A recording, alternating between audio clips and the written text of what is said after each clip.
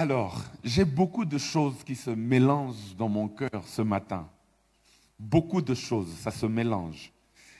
En même temps, hier, j'avais dit qu'on allait parler des 10 choses, à savoir sur loin et sur l'onction.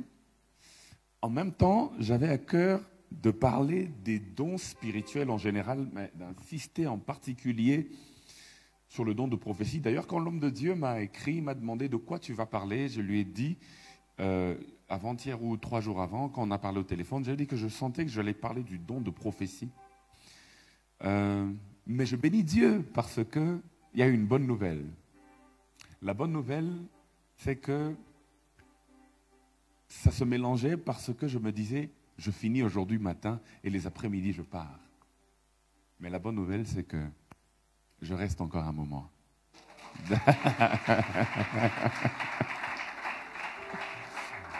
Et donc, ça veut dire que j'aurai l'occasion de parler des autres choses dans une autre session. Donc, pour le moment, le prophète Héritier Grace, il parle bien, hein. Il m'a convaincu de rester encore un moment. Il parle bien, il sait convaincre. Donc, je pense que ce matin, on va parler des 10 choses qu'il faut savoir sur loin et sur l'onction. Par la grâce de Dieu, je vais parler de cela pendant à peu près 1 heure ou 1h45. Qu'est-ce que je dis 1 heure ou 1h15. Comme ça, je vais avoir les 20 dernières minutes pour les questions s'il y en a.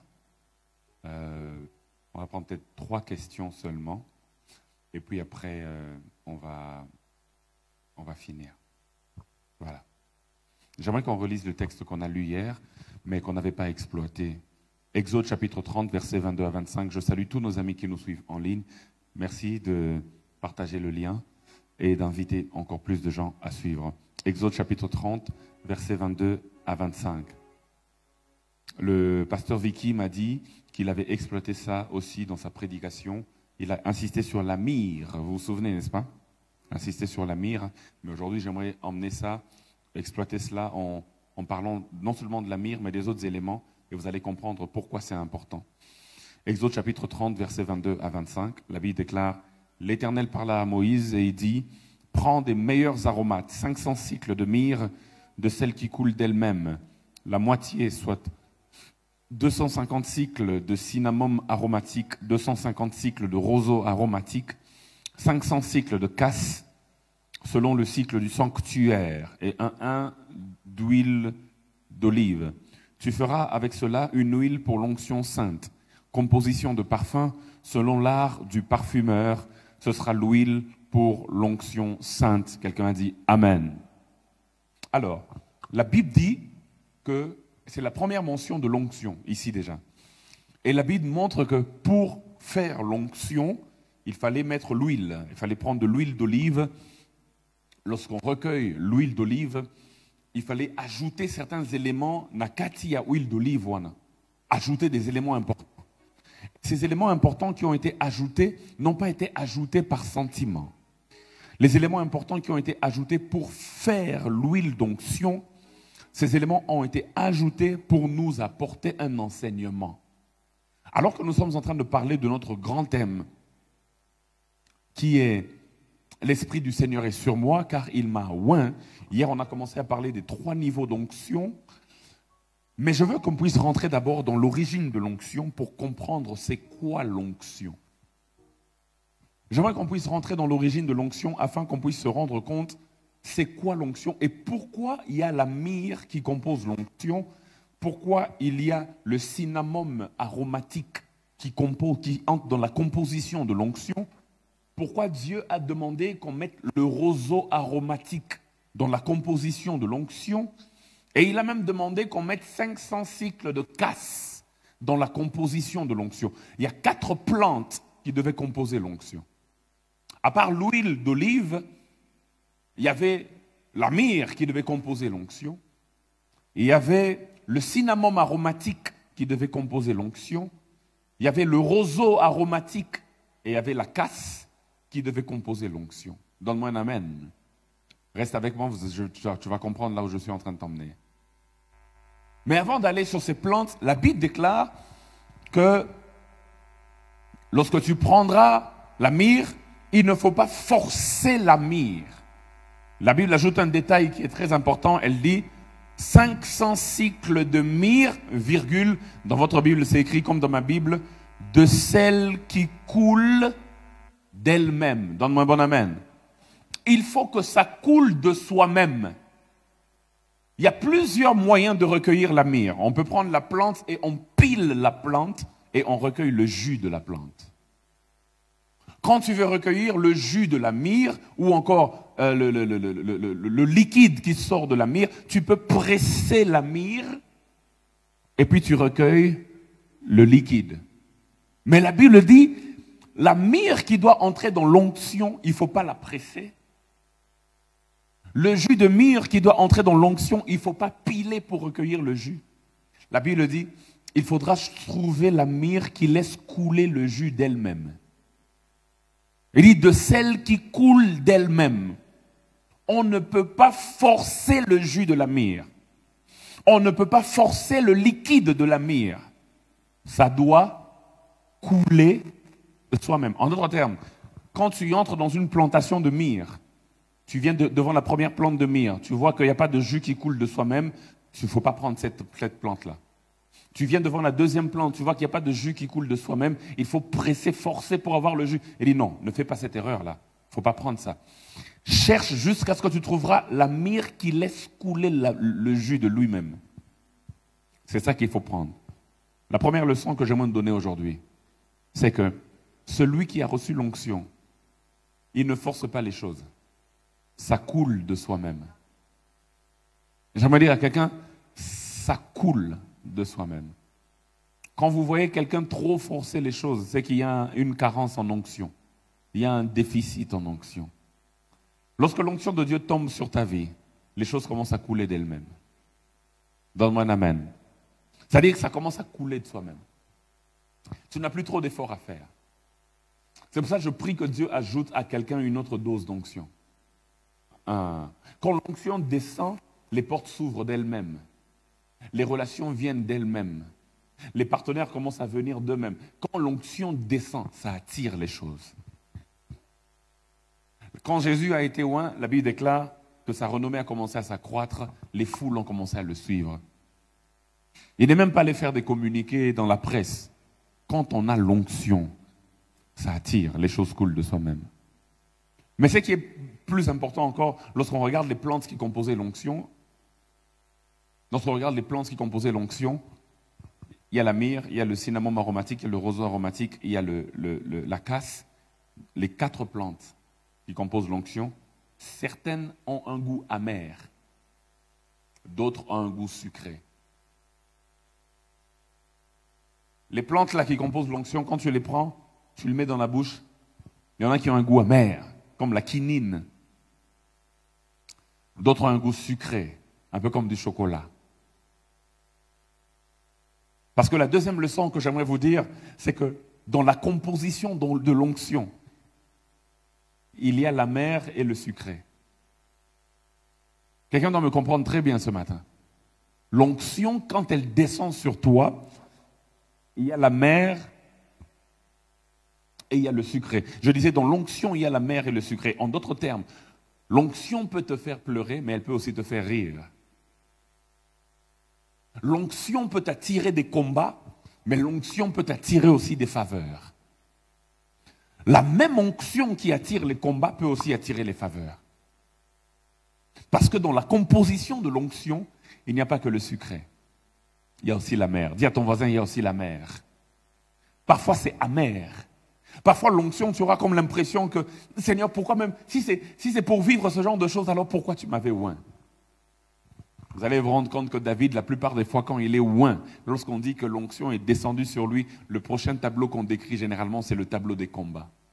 Quand l'onction est arrivée sur la vie de David, la première fois dans 1 Samuel 16, dans 1 Samuel 17, Goliath s'est levé. Quand l'onction est descendue dans 2 Samuel chapitre 2, vous allez vous rendre compte que directement après on parle du combat qu'il a eu à livrer contre les Philistins. Quand l'onction est descendue dans 2 Samuel 5, on parle encore du combat qu'il a eu à livrer quelque temps après contre toujours les Philistins. Vous allez vous rendre donc compte que quand l'onction descend, ça attire aussi des combats. Certaines jalousies sont attirées par l'onction. Donne-moi un amen. Tu vas te rendre compte que Saül commence à te jalouser. Quand tu n'étais pas oint, il ne te jalousait pas. Hein? Il ne te connaissait même pas. Mais une fois que tu as été oint, Saül a commencé même à lancer des flèches, des lances pour tuer David. Parce que l'onction attire aussi la mer. L'onction attire certains combats. L'onction attire certaines épreuves. Mais la bonne nouvelle, au-delà de la mer, il y a aussi le sucré. L'onction te fera aussi rire. La même onction qui te fait pleurer te fera aussi rire. Donne-moi un amen. Donne-moi un amen. Je vais vous l'expliquer. La Bible déclare, dans Luc chapitre 4, le verset d'autres textes de base, la Bible dit, Jésus-Christ est en train de parler, il dit, l'Esprit du Seigneur est sur moi, car il a fait quoi? Car il m'a oint. Dis encore, car il m'a oint. Mais j'aime maintenant à partir du verset 14 à 15. Regardez ce que la Bible dit. Quand l'onction est descendue sur Jésus, Jésus a été oint. Et regardez ce que la Bible déclare au verset 14 et 15. La Bible dit, Jésus, revêtu de la puissance de l'Esprit, retourna en Galilée. Conséquence de l'onction, première chose, sa renommée se répandit dans tout le pays d'alentour. Quand l'onction descend sur toi, l'onction fait accroître ta renommée. Le célèbre inconnu devient populaire à cause de l'onction qui est descendue sur lui. Quand l'onction descend sur toi, surtout, il y a un type d'onction qu'on appelle mimshak. Quand l'onction mimshak descend sur toi, elle répand ta renommée aux alentours. Et la Bible déclare, Jésus-Christ, quand sa renommée s'est répandue dans le pays d'alentour, j'aime ce que la Bible dit. Il enseignait dans les synagogues, et j'aime ce qui est écrit, il était glorifié par tous. Ça, c'est l'onction. L'onction fait que tout le monde le glorifie. Les gens qui le suivent disent, c'est pas possible, personne n'a jamais enseigné comme cet homme. Cet homme est extraordinaire. Cet homme est mystique. La Bible dit, il était glorifié par tous. Toute la population le glorifiait. L'onction va t'attirer des moments de glorification. Tu prophétises sous l'onction et tout le monde commence à crier. Ah non, Mutumishi. Yonde oleki bango nyonso. Les gens t'écrivent, il y en a même qui t'écrivent à partir de Lubumbashi, d'autres à Kinshasa, d'autres aux États-Unis. Il dit, tu es mon mentor, tu es mon père, je t'aime, tu es mon modèle. Quelqu'un m'a écrit ce matin, m'a dit, tu es mon idole. Quelqu'un même là lui a répondu en commentaire, hé papa, idole. L'onction attire la glorification des humains. Parce qu'il a été oint, la Bible déclare 1, sa renommée s'est répandue. La Bible dit 2, il était glorifié par tous. Et lui-même il parle au verset 18, il dit, l'Esprit du Seigneur est sur moi parce qu'il m'a oint pour. Ça c'est le bon côté de l'onction. Regardez la dernière chose au verset 22.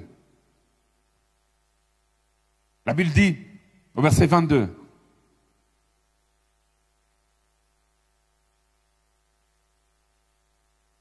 Quelqu'un est-il avec moi? Quelqu'un peut-il lire le verset 22, s'il vous plaît? Quelqu'un qui a trouvé rapidement, qui m'aide à lire le verset 22? Luc chapitre 4, verset 22. Et tous lui rendèrent témoignage.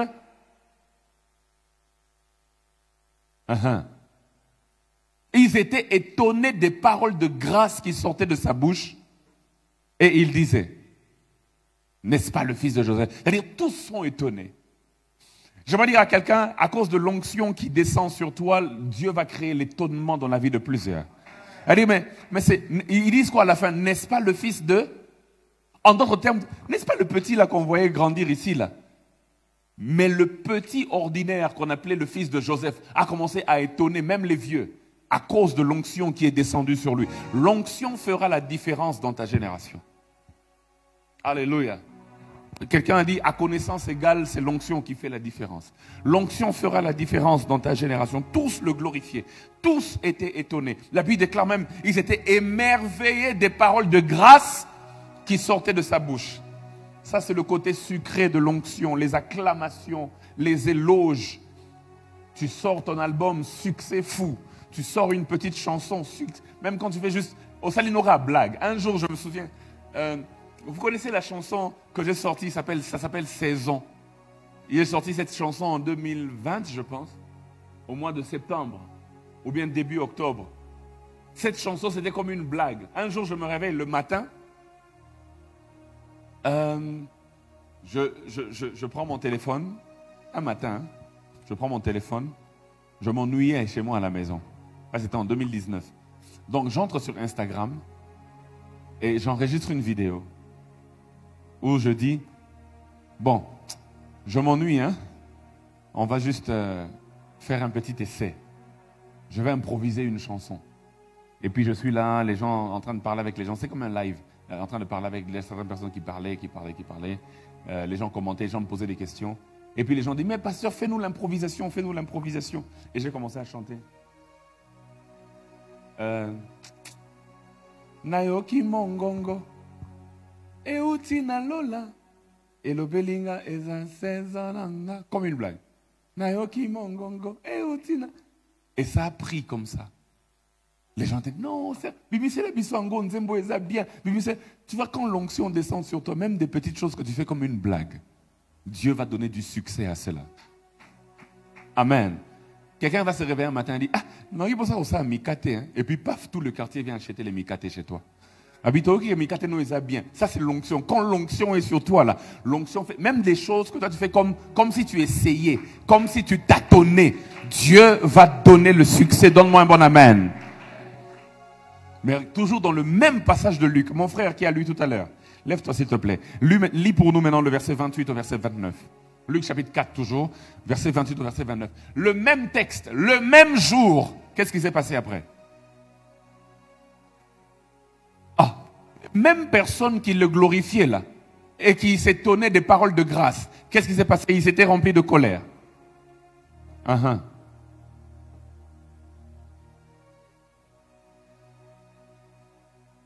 Ils le chassèrent de la ville. Et ils le menèrent jusqu'au sommet de la montagne.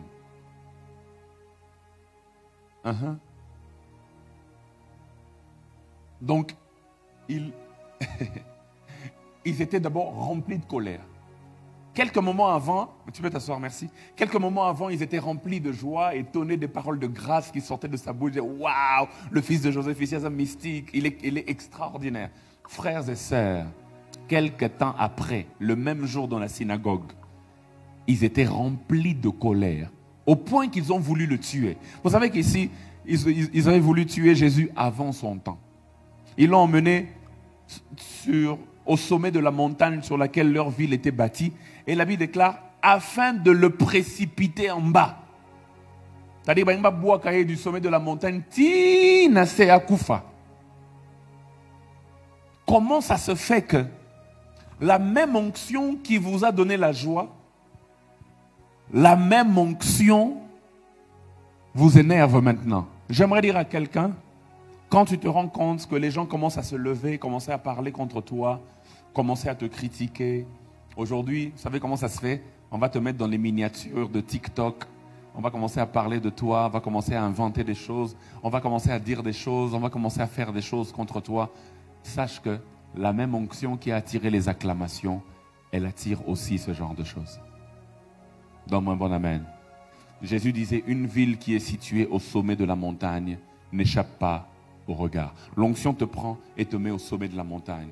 Et au sommet de la montagne, là, il y a des gens qui disent, ah, il est beau, hein? Ah, elle est belle, hein? Ah, elle chante bien, ah, elle s'habille bien, ah, vraiment, c'est le meilleur PDG, ah, vraiment, c'est le meilleur prophète, ah, lui, il n'est pas comme les autres. Mais il y aura toujours aussi des gens remplis de colère, qui pour eux, ils vont même jusqu'à vouloir le tuer.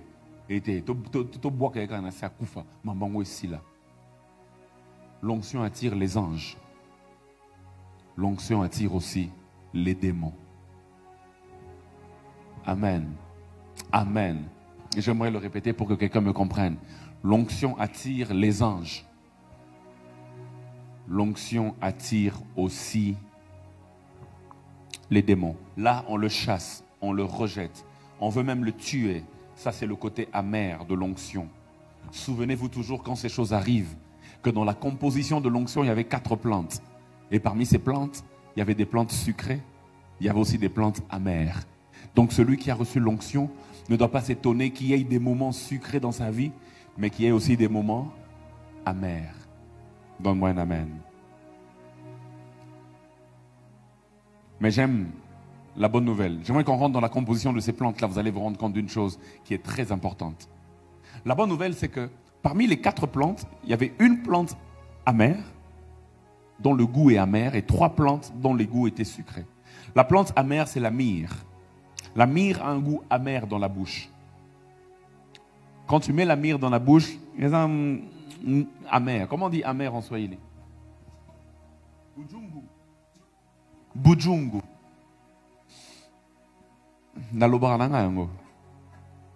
La myrrhe, c'est bujungu dans la bouche. Par contre, le cinnamome aromatique, le roseau aromatique et la casse, c'est sukali. C'est sukali, hein?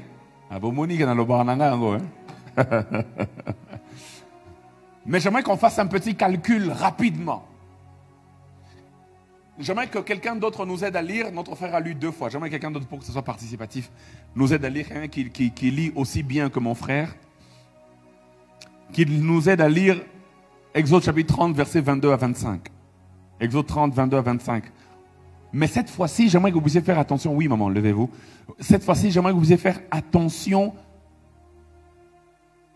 au nombre de grammes ou de cycles pour chaque plante. Vas-y, maman.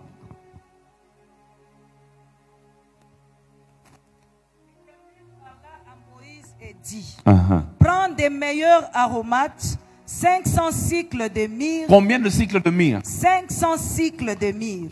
Si vous écrivez myrrhe, 500. On continue. De celles qui coulent d'elles-mêmes, la moitié, soit 250 cycles de cinnamome aromatique. Cinnamome aromatique, 250 cycles. On continue. 250 cycles de roseaux aromatiques. Roseau, 250 cycles. On continue. 500 cycles de casse selon le cycle du sanctuaire. Casse, 500 cycles. Merci maman, vous pouvez vous asseoir. Que Dieu vous bénisse. Amen. Il y a une plante amère, la myrrhe. Les cycles là, c'est des mesures de l'époque. On peut mettre ça en kilogrammes ou en litres. On va dire 500 litres de myrrhe, 250 litres de cinnamome aromatique, 250 litres de roseau aromatique et combien de litres de casse? 500. 500 litres de casse. Je vous ai dit ici, la première plante, la myrrhe, est amère. Les 3 autres plantes qu'on cite après sont sucrées. Ok. Maintenant, la plante amère, la Bible dit combien de litres? 500 litres. Les plantes sucrées, on va additionner leurs litres. Combien de litres au total? 250 plus 250, ça fait combien? 500 plus 500, ça fait combien? 1000. Dieu dit, plante amère, 500 cycles. Plante sucrée, total, 1000 cycles. Or, 500 entre combien de fois dans 1000? 2 fois. Est-ce que je peux dire quelque chose à quelqu'un? Pour chaque moment de pleurs, Dieu te donnera 2 moments de joie. Donne-moi un amen. Donne-moi un amen. C'est-à-dire que Dieu lui-même me dit, le côté amer, ça sera 500. Mais le côté sucré, il faut les kango et ça la 1000. C'est-à-dire aujourd'hui le côté amer fois 2. Si tu as pleuré une fois, Dieu te réjouira 2 fois. Si on t'a attaqué une fois, Dieu permettra qu'on te glorifie 2 fois. J'aimerais dire à quelqu'un, à chaque fois que l'ennemi emmènera un moment de tristesse dans ta vie, Dieu emmènera 2 moments de joie dans ta vie. L'onction te fait pleurer, mais elle te fera rire plus qu'elle ne t'a fait pleurer. Et par la grâce de Dieu, Dieu va te dédommager les années qu'ont dévoré les sauterelles. Dieu va te faire rire. Je suis en train de voir Dieu emmener la consolation dans la vie de quelqu'un. À cause de la grâce que Dieu t'a donnée, certains amis ont fait des complots contre toi. Il y en a qui t'ont abandonné. Il y en a qui ont comploté derrière ton dos et qui ont dit des rumeurs, qui ont lancé des fausses rumeurs sur toi. Mais par la grâce de Dieu, que Dieu t'introduise dans une saison de repos. Et ce que j'aime avec l'onction, Dieu a d'abord commencé à parler de la plante amère. Lorsqu'il parle de la composition de l'onction, il dit d'abord la myrrhe, il dit 500 cycles. Pourquoi il commence par la plante amère? Mais après la plante amère, il cite 3 plantes sucrées. J'aimerais dire à quelqu'un, même si ta vie a commencé par la mer, elle finira par le sucré. Quelqu'un croit en cette parole? Si tu crois en cette parole, donne-moi le plus grand amen. Dieu te fera rire minimum 2 fois plus qu'il ne t'a fait pleurer. Alléluia. La saison de la consolation arrive. Parce que l'onction apporte la consolation. L'onction apporte la consolation. Donne-moi un amen. Une autre chose que j'aimerais dire sur l'onction, ça c'était simplement la première chose. Je dois accélérer parce que j'ai pris beaucoup de temps ici alors que j'ai encore 9 choses à vous dire. Mais ne vous inquiétez pas, je vais respecter le temps. J'aime respecter le temps. Donc, le prophète m'a dit qu'on peut aller jusqu'à 13h juste. Là, il est 12h juste. Donc, on va finir dans 1 heure. Mais dans 40 minutes, je finis ma prédication. Comme ça, on a 20 minutes de questions sur l'enseignement ou alors sur le ministère en général. Là, comme c'est une école de ministère, quelqu'un a peut-être une question sur le ministère, une question sur les dons spirituels, une question sur l'onction dont on est en train de parler aujourd'hui. Je vais prendre 3 ou 4 questions et puis après, on va finir. Mais la deuxième des choses que j'aimerais nous dire concernant l'onction, notez ceci.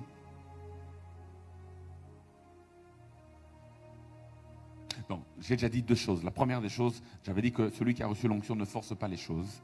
Elle coule d'elle-même. La deuxième chose que j'avais dite, c'est que l'onction comprend la mer et le sucré. Troisième chose, notez, pour ceux qui écrivent, je vais répéter la phrase 3 fois afin de vous permettre de bien l'écrire. Comme la plupart des grâces que Dieu donne, l'onction vise d'abord le changement intérieur avant les performances extérieures. Je vais répéter. Comme la plupart des grâces que Dieu donne, l'onction vise d'abord le changement intérieur avant les performances extérieures. Je répète encore une dernière fois. Comme la plupart des grâces que Dieu donne, l'onction vise d'abord le changement intérieur avant les performances extérieures.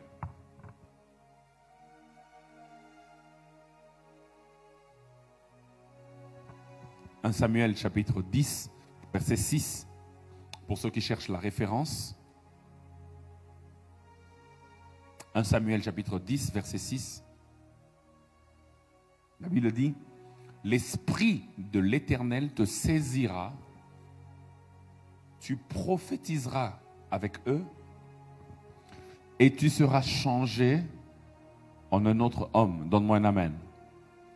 Quand Dieu déverse son esprit sur quelqu'un, quand Dieu déverse son onction sur quelqu'un, l'onction vise d'abord à te changer de l'intérieur.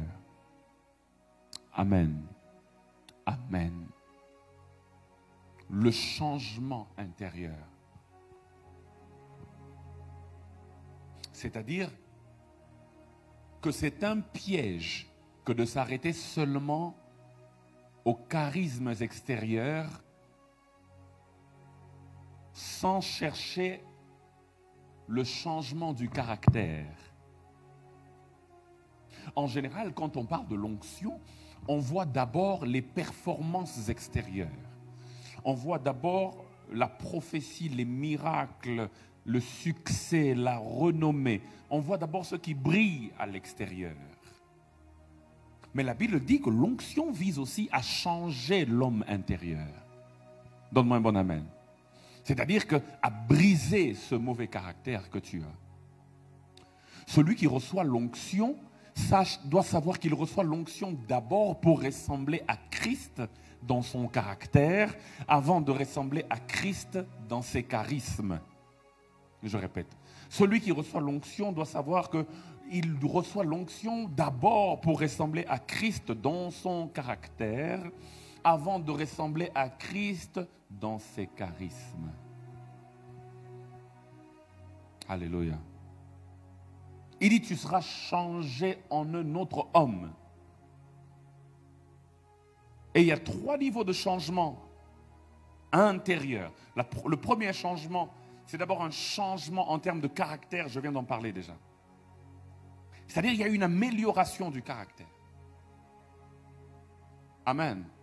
Il y a des choses que tu faisais avant, il y a une manière de te comporter que tu avais avant qui commence à changer, plus l'onction descend sur toi. Deuxième changement, c'est un changement de mentalité. Ça aussi, c'est un changement intérieur. Parce que l'onction qui descend sur toi t'emmène la mentalité de la mission pour laquelle elle est descendue.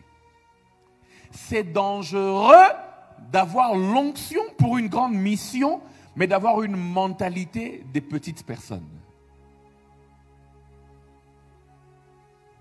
C'est pour cela que Paul disait à Timothée, tu n'as pas reçu un esprit de timidité, mais tu as reçu un esprit de quoi? De force. Il faut que ton mental s'élève au niveau de ton onction. Donne-moi un amen, je veux expliquer quelque chose à quelqu'un. Donne-moi un bon amen.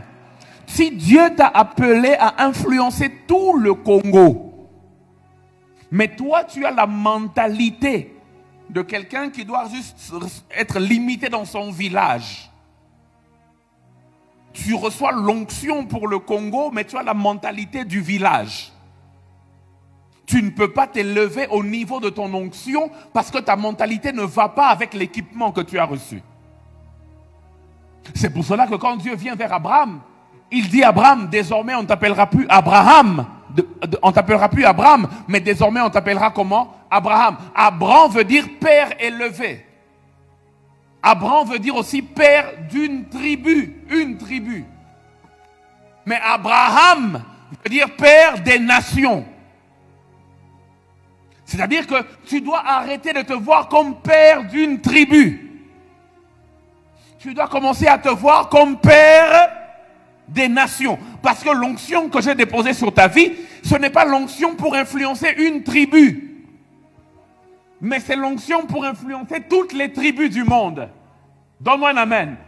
Il y a des niveaux d'élévation. Hein? Tu peux être élevé sur une tribu. Mais quelqu'un d'autre peut être élevé sur des nations. Maintenant, le problème, c'est que tu reçois l'onction pour les nations, mais tu as la mentalité d'Abraham. Quelqu'un doit avoir maintenant la mentalité d'Abraham. Donne-moi un amen. Donne-moi un amen.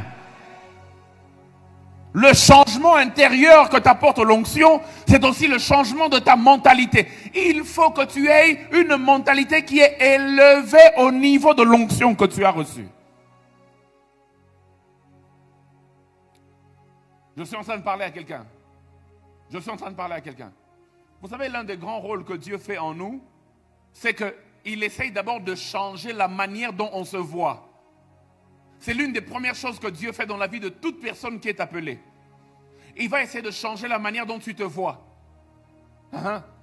Gédéon se voyait comme le plus petit de la plus petite famille, de la plus petite tribu en Israël. Quand Dieu vient vers lui, Dieu lui dit, vaillant héros. Ça choque Gédéon. Il dit, c'est par toi que je délivrerai Israël de la main de Madian. Il dit, tu battras Madian comme un seul homme. Lui se voyait comme le plus petit. Il dit, ah Dieu, vraiment moi je suis le plus petit de la petite famille. Beaucoup de gens ont des mentalités de la petitesse. Maintenant, Dieu veut faire avec eux des grandes choses. Mais quand Dieu les regarde, il dit, eux, ils se voient petits. Ils se voient comme des sauterelles, alors que moi, je les vois comme des vaillants héros. Et qu'est-ce que Dieu fait dans la vie de la plupart des personnes qu'il a appelées? Il vient d'abord commencer à changer ta mentalité. Et il te dit, vaillant héros. C'est la raison pour laquelle Dieu fait les promesses aux gens. Pourquoi Dieu fait les promesses aux gens? Mais Dieu il peut... Est-ce qu'il est obligé de faire une promesse? Est-ce qu'il est obligé de parler au prophète héritier pour dire, allez, pasteur Laude, cette année 2025, deuxième moitié de l'année, voici trois que Dieu va faire. Pourquoi il promet? Pourquoi il promet avant? Est-ce que s'il ne promet pas, la deuxième moitié de l'année 2025 ne va pas arriver? Ça va arriver. Maintenant, par contre, ça a surprise. À l'obine l'oroté, et puis quand je me la mouki boy, pa, et koki sami, et l'homme boy komi. Mais pourquoi il avant? Pourquoi il envoie une parole prophétique avant? Pourquoi il te donne ce rêve-là qu'il t'a donné il y a 2 ans? Où tu te réveilles dans ton salon, mais tu t'es vu dans le rêve dans un grand stade en train de prêcher et le stade était plein. Pourquoi Dieu promet avant? L'une des raisons pour lesquelles Dieu envoie la prophétie avant, c'est pour que ta mentalité puisse commencer à changer à cause de la parole que tu as écoutée. Quand Dieu te dit, on va te nommer directeur dans telle agence, dans quelques mois, on te donne une prophétie. Maintenant, toi, tu es simplement l'assistant du manager dans un restaurant. Mais Dieu te dit, on va te nommer dans 6 mois, directeur dans une agence. C'est-à-dire que la manière même dont tu te comportes, ça commence à changer. Il faut commencer à avoir les attitudes de directeur. Il faut dire, ok, quand on devient directeur, qu'est-ce qu'on fait? Ta mentalité change. Pourquoi? Parce que la bénédiction de Dieu dans ta vie suivra la largeur de ta mentalité. Donne-moi un amen. C'est pour ça que Dieu veut te changer d'abord à l'intérieur. L'onction vise d'abord le changement intérieur. Changement de caractère, changement de mentalité. C'est pour cela qu'il y a beaucoup de gens ici. Avant que Dieu ne puisse te donner ce qu'il te promet, il te fait sortir de certains endroits. Pourquoi? Parce qu'il veut que tu voies différemment. Il dit à Abraham, sors de la tente. Abraham sort de la tente. Il dit, lève les yeux. Il lève les yeux. Il dit, regarde. Il regarde. Il dit, que vois-tu? Il dit, des étoiles. Il dit, compte les étoiles. Il dit, je ne peux pas les compter. Il dit, de la même manière, ta descendance ne pourra pas être comptée. Abraham, quand il est sorti, il a levé les yeux, il a vu les étoiles. C'est-à-dire, il était dans sa tente. Dans sa tente, s'il lève les yeux, il va seulement voir des rideaux. Beaucoup de gens ont la mentalité de la tente. Il faut qu'ils sortent pour qu'ils voient la grandeur des choses. Donne-moi un bon amen. C'est pour cela que j'aimerais prophétiser. En cette année, il y a beaucoup de gens ici que Dieu va faire sortir. Mais oui, il y a des gens que Dieu va emmener à Paris. Dieu va emmener à Dallas. Dieu va emmener, je ne sais pas, à Kinshasa. Dieu va emmener à Lubumbashi. Dieu va emmener des gens ici en Afrique du Sud. Parfois, Dieu te sort pour changer la manière dont tu te vois. Parce que quand tu commences à voir différemment, tu dis, ah, c'est possible. C'est la raison pour laquelle Dieu nous donne même des mentors et des pères. Parce que quand tu regardes un père, et tu dis, ah, donc c'est possible. Quand tu te vois comme ça, comme le père déjà, il y a des choses qui commencent à descendre sur toi.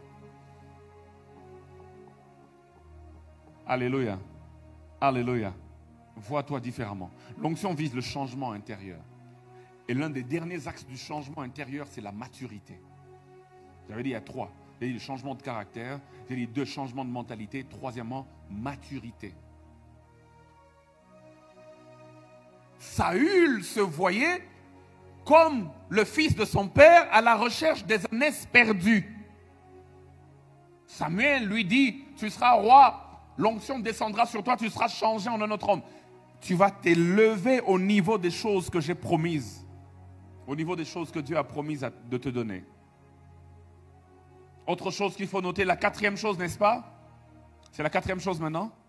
La 4e chose qu'il faut noter par rapport à l'onction, frères et sœurs, c'est que je vais d'abord donner le texte. Psaume chapitre 2, versets 1 à 2. Psaume 2, 1 à 2. Psaume 2, 1 à 2. Psaume 2, 1 à 2. La parole de Dieu dit ceci.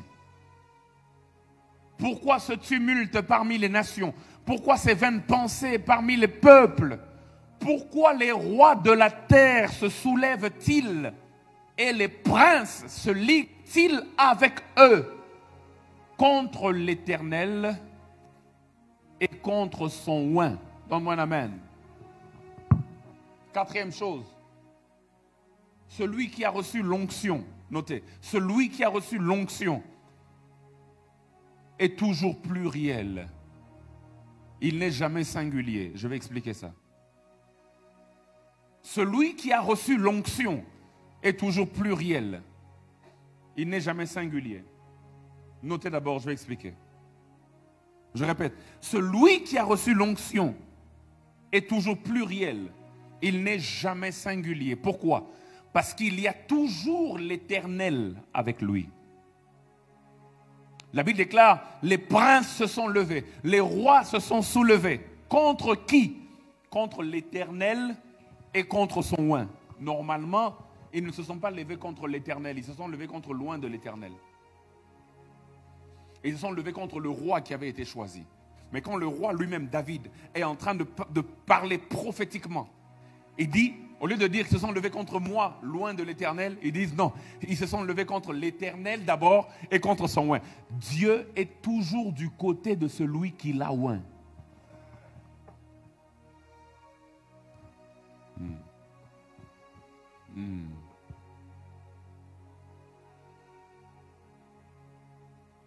Dieu est toujours du côté de celui qui l'a oint. Celui qui a été oint par Dieu ne marche jamais seul. Dieu est avec lui.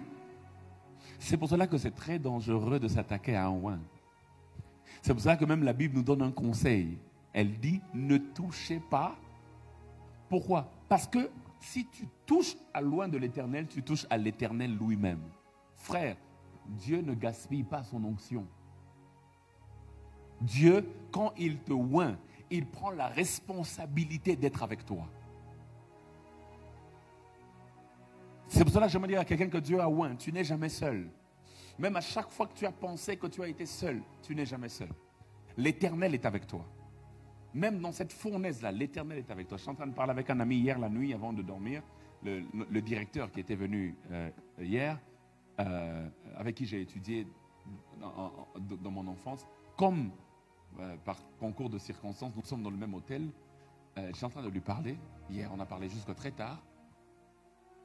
Et il était en train de m'expliquer, il disait quelque chose dans la parole de Dieu. Je lisais la parole de Dieu, Dieu m'a fait comprendre une chose. J'ai dit, allez, prêche-moi. Et il m'a dit, non, mais c'est toi qui dois me prêcher, c'est toi le prédicateur. J'ai dit, non, le prédicateur aussi a besoin d'être prêché de temps en temps. Allez, prêche. Et il a commencé à me prêcher. Il dit, je me suis rendu compte que dans l'histoire de Shadrach, Meshach et Abednego, quand on les a jetés dans la fournaise ardente, la Bible n'a jamais dit que Shadrach, Meshach et Abednego ont vu le quatrième homme qui était avec eux. La Bible n'a jamais dit ça. Par contre, la seule personne qui a vu ça, c'était le roi qui avait ordonné qu'on les jette. Il dit, parfois tu peux marcher avec Dieu sans savoir qu'il est là. Mais tes ennemis, ils savent que Dieu est avec toi. Ça ne vient pas de moi. Naïbiango quelque part. Je me dis à quelqu'un, Dieu est toujours avec celui qui l'a oint. Est-ce que Dieu t'a choisi? Est-ce que tu es le choix de Dieu? Dieu t'a équipé pour des choses spéciales dans cette génération. Ne t'inquiète pas, les amis peuvent t'abandonner, les pères, les mères peuvent t'abandonner, les enfants peuvent t'abandonner. Mais si tu as été oint, l'Éternel est avec toi. Et ce que j'aime, c'est que même si tu perds tout aujourd'hui, l'onction peut attirer tout ce que tu as perdu. Le oint, loin de l'Éternel est toujours pluriel. Il n'est jamais, jamais, jamais, jamais singulier. Loin ne peut jamais dire je suis seul. Impossible. Tu n'es jamais seul. Celui qui t'a oint est avec toi. Celui qui t'a oint est avec toi. La cinquième des choses que j'aimerais dire, c'est que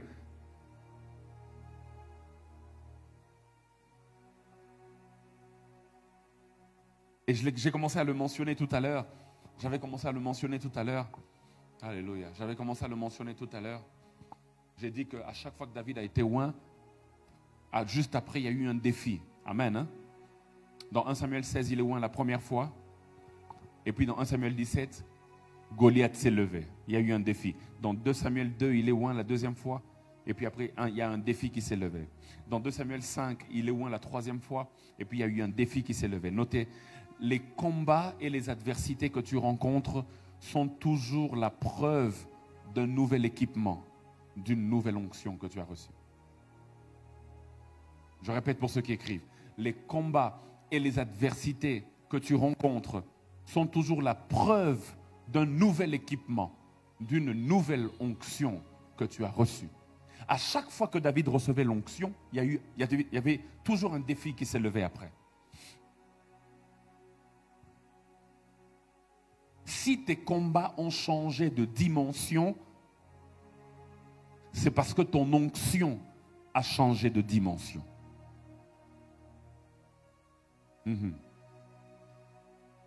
Je répète pour ceux qui écrivent, si tes combats ont changé de dimension, c'est parce que ton onction a changé de dimension. D'ailleurs, en général, la magnitude, la grandeur de tes combats révèle la grandeur de ton onction.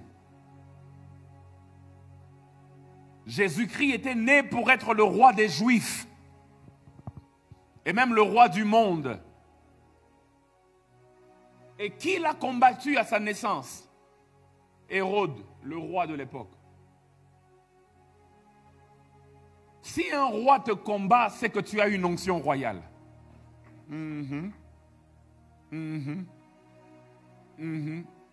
Tu sais pourquoi ton chef te combat? Parce que tu as une onction de chef. La grandeur de tes combats révèle la grandeur de ton onction. Et j'aimerais dire une chose. En général, les adversités et les défis ne précèdent pas l'onction. C'est l'onction qui précède les défis. C'est-à-dire, à chaque fois que tu vois un défi, sache que tu as été rendu capable de relever le défi, car avant que le défi n'arrive, l'onction était déjà arrivée. Dieu ne permettra jamais que tu sois tenté au-delà de tes... C'est ce que dit la parole, n'est-ce pas? La parole dit, Dieu est fidèle et il ne permettra jamais que tu sois tenté. D'autres versions disent que tu sois éprouvé, épreuve. Que tu sois éprouvé au-delà de tes forces. En d'autres termes, chaque épreuve qui vient sur ton chemin, chaque épreuve que Dieu permet sur ton chemin, Dieu, s'il a permis que ça arrive, c'est que Dieu t'a jugé plus fort que l'épreuve. Parce qu'il a dit, tu ne seras jamais tenté au-delà de tes forces. Tu ne seras jamais éprouvé au-delà de tes forces. Donc, si tu es éprouvé, c'est que tu peux gérer ça. C'est que tu es plus fort que l'épreuve. Parce qu'avant que l'épreuve n'arrive, l'onction était déjà arrivée. Avant que Goliath n'arrive, Samuel avait oint David. J'aimerais dire à quelqu'un, il n'y aura jamais de Goliath devant toi si l'onction de Samuel n'est pas descendue sur ta tête. Et si tu vois Goliath, c'est la preuve que l'onction était déjà descendue. Si tu veux connaître la dimension de ton onction, regarde à la dimension de tes combats. Amen. Amen. Amen. Il y a des gens qui sont combattus par les vendeurs du coin. Il y en a qui sont combattus par les gouverneurs. Il y a d'autres qui sont combattus par même le président. D'autres sont combattus par même je ne sais pas qui. D'autres sont combattus par les rois de ce monde. Chacun a des combats différents en fonction de la destinée de chacun. Tes combats révèlent ton onction. Tes combats révèlent ta destinée. Tes combats révèlent la grandeur que Dieu a déposée en toi. Tes combats révèlent ce que Dieu a mis en toi. Saül ne sera jamais dérangé par David s'il ne sait pas que David a reçu l'onction pour le remplacer. Si tu vois Saül commencer à s'agiter, vouloir te tuer, sache que il est possible que tu aies reçu l'onction pour le remplacer. C'est ton onction qui irrite ces démons. Il y a des gens qui ne te supporteront jamais parce que ton onction irrite leurs démons. Donne-moi un bon amen. Comme il place bon, le simple fait que tu respires, les gens sont fâchés.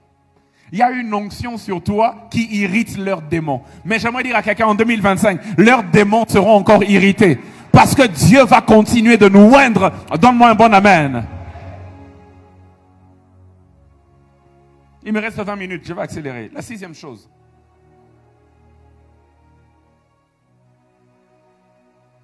Je bénis Dieu que nous soyons dans une école de ministère. Je bénis Dieu parce que la 7e chose que je vais dire, après la 6e ici, la 7e chose que je vais dire, vraiment, c'est pour les ministres de Dieu. Mais avant ça, je vais dire la 6e chose.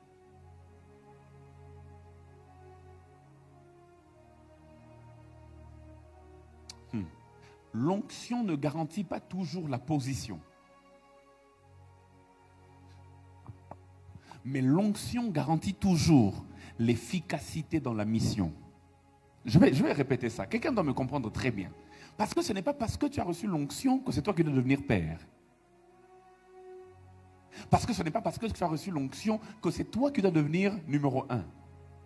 Je répète, l'onction ne garantit pas toujours la position d'autorité. Mais l'onction garantit toujours l'efficacité dans la mission. Jean chapitre 6, versets 8 à 9. Il y a un jeune homme qui, lui, était équipé, mais il n'avait pas la position. Il avait la provision, mais il n'avait pas la position. Il avait les 5 pains et les 2 poissons, mais il n'avait pas la position. Il fallait que ceux qui avaient la position, mais qui n'avaient pas les pains ni les poissons, puissent introduire ce jeune homme vers Jésus afin que le miracle se passe. C'est André, Pierre et les autres qui avaient la position, mais ils n'étaient pas équipés pour cette circonstance-là. Donne-moi un amen. Eux, ils étaient à côté de Jésus, mais ils n'avaient pas les pains et les poissons. Et si on multiplie par 0, on a quoi? 0. Tout chiffre multiplié par 0 donne quoi? 0. C'est-à-dire que si Pierre amène son 0 comme pain, 0 pain, 0 poisson, Jésus prend 0, il lève les mains, il n'y aura pas de multiplication de pain ni de poisson parce que Pierre n'a rien emmené. Mais il y a un jeune homme qui, lui, n'a pas la position d'autorité que Pierre a, ni que André a, mais qui, lui, est équipé. Il y a des gens qui ont l'onction et il y a des gens qui ont la position. Ah, donne-moi un amen. Donne-moi un amen et j'avance. J'aimerais dire à quelqu'un, ne cherche pas d'abord la position, cherche d'abord l'onction. Parce que l'onction peut donner la position, mais la position ne donne jamais l'onction. Donne-moi un amen. Donne-moi un amen. Quand tu as reçu l'onction, quand tu as la chose trouvera le chemin vers le maître. Quand on emmène à cet homme-là, d'ailleurs, une chose qui m'étonne, la Bible déclare, il y avait 5000 hommes sans compter les femmes, ni qui. Je répète, il y avait 5000 hommes sans compter qui? Les femmes et les enfants. Bizarrement, la solution pour nourrir même les hommes qu'on avait comptés est venue de ceux qu'on n'avait pas comptés. C'est un enfant qui avait amené son goûter. On ne les avait pas comptés, mais c'est eux qui ont nourri ceux qu'on avait comptés. J'aimerais dire à la personne qui te néglige là, un jour tu vas le nourrir. Un jour c'est toi qui vas lui emmener la solution qu'il attend. Les hommes là étaient sans provision. L'enfant qu'on n'a pas compté là, c'est lui qui a emmené les 5 pains et les 2 poissons qui ont emmené la multiplication. L'onction ne garantit pas toujours la position, mais l'efficacité dans la mission. Dans cette mission-là de multiplier les pains et les poissons, l'homme le plus important était le petit jeune homme là. Là, on n'avait pas besoin de Jean. On n'avait pas besoin d'André. On n'avait pas besoin de Pierre. On avait besoin de ce petit jeune homme là. J'aimerais dire à quelqu'un, quand tu as l'onction, l'onction trouvera toujours le chemin pour t'emmener vers la lumière. La 7e chose que j'aimerais dire qui est comme une conséquence de cette 6e chose. Il faut parfois dans la vie apprendre. Qu'un homme de Dieu me donne un bon amen. Qu'un serviteur de Dieu me donne un bon amen. Dans la vie, parfois, il faut apprendre à être numéro 1 dans l'onction, mais numéro 2 dans la position. Je vais expliquer ça. Je dis dans la vie, parfois, il faut apprendre à être numéro 1 dans l'onction, mais numéro 2 dans la position. Pasteur, qu'est-ce que tu veux dire? Ce que je veux dire, c'est ceci. Le jour où Dieu a retiré son onction de la vie de Saül, le roi Saül, qui était oint pour le remplacer? David. C'est-à-dire que, suivez-moi bien, à partir de ce moment-là, qui a l'onction royale? C'est David. Parce que Dieu a retiré son onction de la vie de Saül. Saül est devenu un ex-oint. David, c'est le nouveau oint. Mais regardez, malgré que David a l'onction royale, qui est assis sur le trône et qui gouverne le pays? C'est toujours Saül. Ce n'est pas le jour où David a reçu l'onction royale qu'il est devenu directement roi. David devait apprendre à être numéro 1 dans l'onction, mais numéro 2 dans la position. Celui qui a une position élevée n'est pas forcément plus loin que celui qui est en bas. Est-ce que je peux avancer? J'ai dit, ça c'est pour les ministres de Dieu, et ce que je dis, ça est très très dangereux. Celui qui a une position élevée n'est pas forcément plus loin que celui qui est en bas.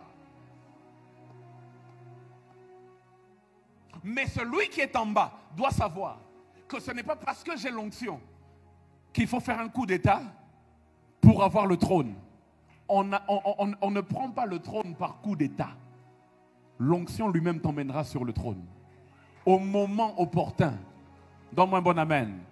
Donne-moi un bon amen. J'aimerais dire à un fils de prophète, un fils de pasteur, un fils de je ne sais quoi. Même si tu penses avoir plus de connaissances, plus d'onction, plus de puissance, il est possible que Dieu te garde comme numéro 2, malgré que dans l'onction tu sois numéro 1. Parce que Dieu dit, ce n'est pas encore le moment pour que tu aies le trône. Il faut qu'il t'enseigne encore 2-3 choses. Parce que pour gouverner, ce n'est pas seulement question d'onction. Pour gouverner, c'est aussi question d'expérience. Pour gouverner, c'est aussi question de caractère. Pour gouverner, c'est aussi question d'histoire avec Dieu. Pour gouverner. L'onction peut descendre même sur un bébé. Mais est-ce que le bébé pourra résoudre le cas d'une femme qui est sur le point de divorcer avec son mari à cause de 2-3 problèmes?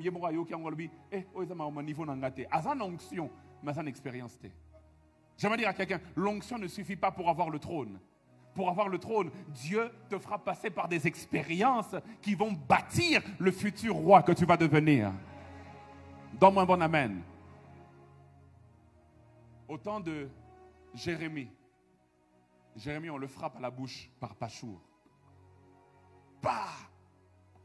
Pachour était le sacrificateur à l'époque. C'est lui qui était l'intendant du temple. Jérémie, c'est lui qui avait reçu l'appel authentique, prophétique dans sa génération. Mais Jérémie n'était pas devenu le dirigeant du temple. Il y avait Pachour comme numéro 1. Jérémie numéro 2. Dans la position. Mais dans l'onction, Jérémie était numéro 1. Donne-moi un bon amen. Donne-moi un bon amen. Il peut arriver un moment où Dieu t'emmènera au niveau du numéro 1. Mais prends le temps d'apprendre ce qu'il faut apprendre. Amen. Amen. Est-ce que je parle à un serviteur de Dieu? Est-ce que je parle à un serviteur de Dieu?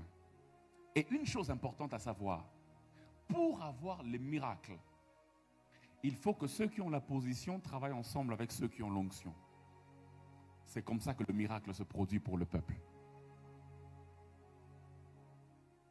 Quand le petit là a été pris, il a été emmené par ceux qui avaient la position devant Jésus.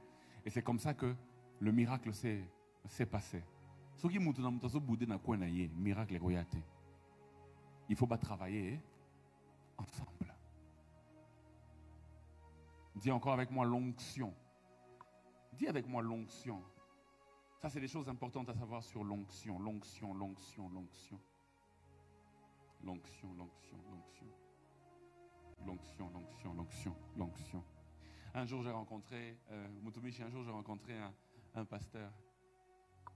C'est l'apôtre Dallot qui nous raconte une histoire, mais moi aussi je vais raconter une autre histoire. Dans son histoire, il dit, il en a parlé même il y a une semaine, et il dit, il a rencontré un pasteur. Ils étaient dans le temple, en train de suivre la prédication. Et celui qui prêchait, c'était le père spirituel de ce pasteur-là. Et donc, l'apôtre est assis à côté du pasteur en question, et les deux sont en train d'écouter le père spirituel de ce pasteur-là en train de prêcher. Et puis le pasteur là, il bouge l'apôtre. Il dit, viens, comment il vient? Il va venir au oiseau de il va venir au pamba, plan pour la rema pour la.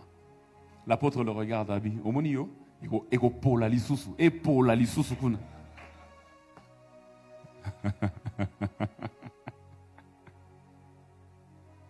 Et moi aussi j'ai vécu une expérience similaire. J'ai rencontré un jour quelqu'un qui parlait de son père spirituel.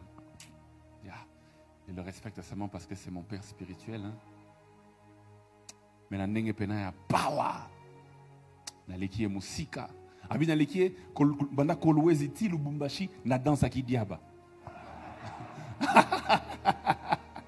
Et vous allez au moins kolwezi ozo ke de Lubumbashi. Ozo ke na ona dansa ki diaba. Abi na leki lié na niveau wana.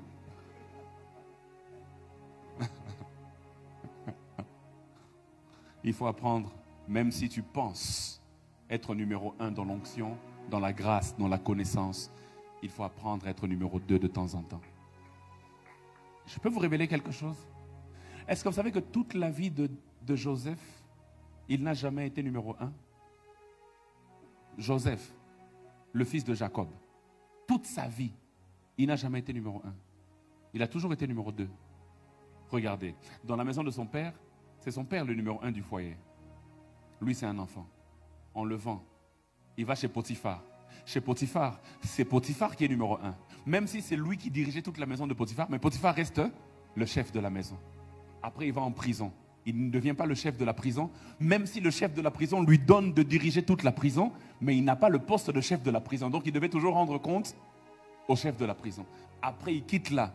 Il devient le gouverneur en Égypte, mais il n'a pas pris le trône de Pharaon. Pharaon est resté sur le trône. Lui, il gouvernait toutes choses, mais il était toujours numéro 2. Dans la vie, parfois, il faut apprendre à être numéro 2, malgré l'élévation. Et j'aimerais dire à quelqu'un, peu importe l'élévation que Dieu te donne, tu ne seras jamais vraiment numéro 1. Parce que même si Pharaon meurt et toi tu deviens Pharaon, sache que Dieu est au-dessus de tout le monde. Tu es numéro 2, tu rends compte à Dieu. Il faut que même les numéros 1 sachent que quelque part ils sont numéro 2 parce que Dieu reste au-dessus de tout le monde. Et si tu veux bien diriger dans la vie, il faut apprendre à être numéro 2. C'est-à-dire avoir quelqu'un à qui rendre compte. Ça va te protéger. La plupart de ceux qui font des grands dégâts, c'est parce qu'ils n'ont pas des gens à qui rendre compte. Non, ata bébisi, ata bongisi, beaucoup même ouais. Mais quand tu sais que le prophète héritier grâce à Robin Gayon à 2h du matin, qu'est-ce que j'entends là? C'est-à-dire, non seulement Nzambe, mais Mosala Nzambe. Bon, on a équilibre dans la vie. Équilibre dans la vie, ça l'a bon. Il faut s'en aller quelque part à Robendo Matoy. C'est très important. Donne-moi un bon amen. Donne-moi un bon amen. On est dans la 40e chose maintenant. 8e, hein? Oui. On est dans la 8e chose, hein? Ok. J'avais commencé à le dire hier, mais j'aimerais le redire encore aujourd'hui. Il me reste 7 minutes et j'aimerais finir les 7 minutes en disant 2 choses. Et puis après, on va prier. Et puis après, on va prendre des questions. Parce que les 20 minutes qui restent, j'aimerais qu'on prenne quelques questions. Parce que ce qui est bien avec les questions, c'est que ça nous enrichit nous tous. Quelqu'un veut poser une question sur un cas, mais ça nous enrichit nous tous. Amen. Hein? Et ceux qui n'ont qu'un ami, n'a pas la réponse T, heureusement, hein? Prophète héritier, Zaawa, ceux qui pour question l'équipe m'a cassé.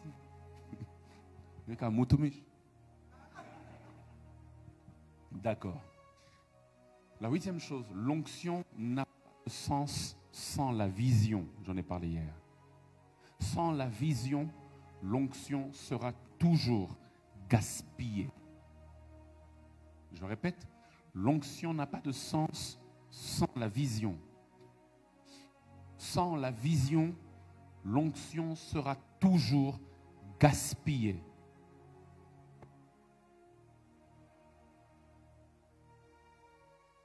Et j'aimerais dire au roi de l'Éternel, l'une des choses que Satan vise beaucoup contre nous, au-delà de l'onction qu'il veut arracher, qu'il veut diminuer Yango, au-delà de ça, il vise beaucoup la vision aussi. Après qu'on a coupé les cheveux, comment il s'appelle encore celui-là? De Samson, on lui a crevé les yeux. C'est-à-dire couper les cheveux, c'est toucher à l'onction. Crever les yeux, c'est toucher à la vision. Les grands combats des ouins, c'est pas seulement le combat de l'onction, c'est aussi le combat de la vision. Parce que chaque onction est donnée pour une vision. Et quand Satan n'arrive pas à arracher ton onction, il va essayer de te détourner de la vision. Sans la vision, l'onction sera toujours gaspillée.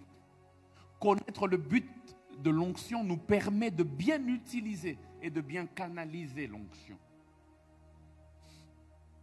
Je l'ai dit hier dans Luc 4, 18, quand Jésus parle de son onction, il dit « L'Esprit du Seigneur est sur moi car il m'a oint. » Et puis il commence à parler de la vision. Il m'a oint pour pour annoncer une bonne nouvelle aux pauvres. Il m'a envoyé pour guérir ceux qui ont le cœur brisé, pour proclamer aux captifs la délivrance et aux aveugles le recouvrement de la vue, pour renvoyer libres les opprimés. Voilà, ça c'est la vision pour laquelle j'ai reçu l'onction. Si tu m'emmènes quelque chose qui n'est pas dans la vision de mon onction, je ne suis pas dedans. Oh pasteur, comme tu es pasteur là, si ce n'est pas ce pourquoi Dieu m'a oint, je ne suis pas là dedans. Jésus, un jour, texte dans la Bible, un problème, il y a héritage. Yesu quand il a vu likambo oyo, tala ba parents bakufaki héritage tikali, mais tozo ibate nani fois à combien, nani fois à combien, quand il a vu likambo. Vous savez ce que Jésus a répondu? Qui m'a établi juge entre vous? Qui m'a établi juge pour régler ce genre d'affaires? Ça n'entre pas dans la vision de mon onction. Yesu aboya likambuana. Amen. Aboya likambuana. Paul connaissait la vision de son onction. Et Paul dit, il dit, je n'ai baptisé personne si ce n'est la maison de Stéphanas. Il dit parce que Dieu ne m'a pas établi pour baptiser, mais pour prêcher l'évangile. Chaque onction que tu reçois a une vision claire. Beaucoup d'hommes de Dieu gaspillent leur onction parce qu'ils aiment toucher à tout. Ils ont partagé l'héritage à ma famille. Yesu baeli eli kambona lobi boke ne woluka bato ba partager l'héritage inga ezama mnangate. Abinga maramnanga yangoyo, renvoyer libre les opprimés, proclamer aux captifs la délivrance, aux aveugles le recouvrement de la vue, guérir ceux qui ont le cœur brisé, annoncer une bonne nouvelle aux pauvres. Vision ya onction nanga yango wana. Yo zolo bakenzamba wendre yo. Nangina tu na yo motuna. Vision ya onction na yo eza nini. L'homme de Dieu m'a parlé tout à l'heure de la vision de son onction. En tout cas, un des aspects, je sais qu'Esa est belé. Il a cité 5-6 choses à voir. Mais lui m'a parlé tout à l'heure quand on était au bureau, d'un des aspects. Il a dit que Dieu lui a donné une vision d'organiser des grandes conférences ici. L'une des conférences, c'est Kabod. Ok. C'est la vision de son onction.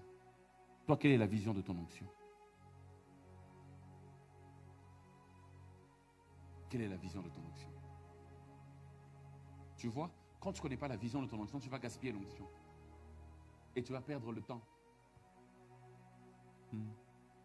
Tu vas perdre le temps. La 10e des choses, enfin, ou 9e chose, dans ma comptabilité, c'est 10. Parce que, en fait, vous savez, quand j'ai dit l'onction ne garantit pas toujours la position, mais elle garantit l'efficacité de la mission, c'était 6. 7, c'était parfois, il faut apprendre à être numéro 1 dans l'onction, numéro 2 dans la position. Et 8, c'était, il faut que ceux qui ont la position travaillent ensemble avec ceux qui ont l'onction pour le bien du peuple.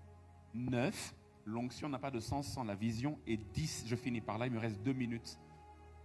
Malheureusement, l'onction peut se perdre.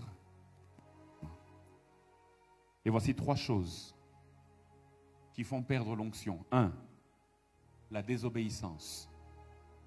Ce qui a fait que Saül perde son onction, c'était la désobéissance répétée. Quand on lui disait, livre tout par interdit, lui garde les brebis. C'est pour ça que les brebis qui avaient plus de vaches, les vaches qui avaient plus de graisse. Et quand Samuel lui dit, mais c'est quoi ce bruit que j'entends? Je t'avais dit, non, j'ai gardé pour offrir à Dieu un sacrifice. C'est là où Samuel lui dit, l'obéissance vaut mieux que le sacrifice.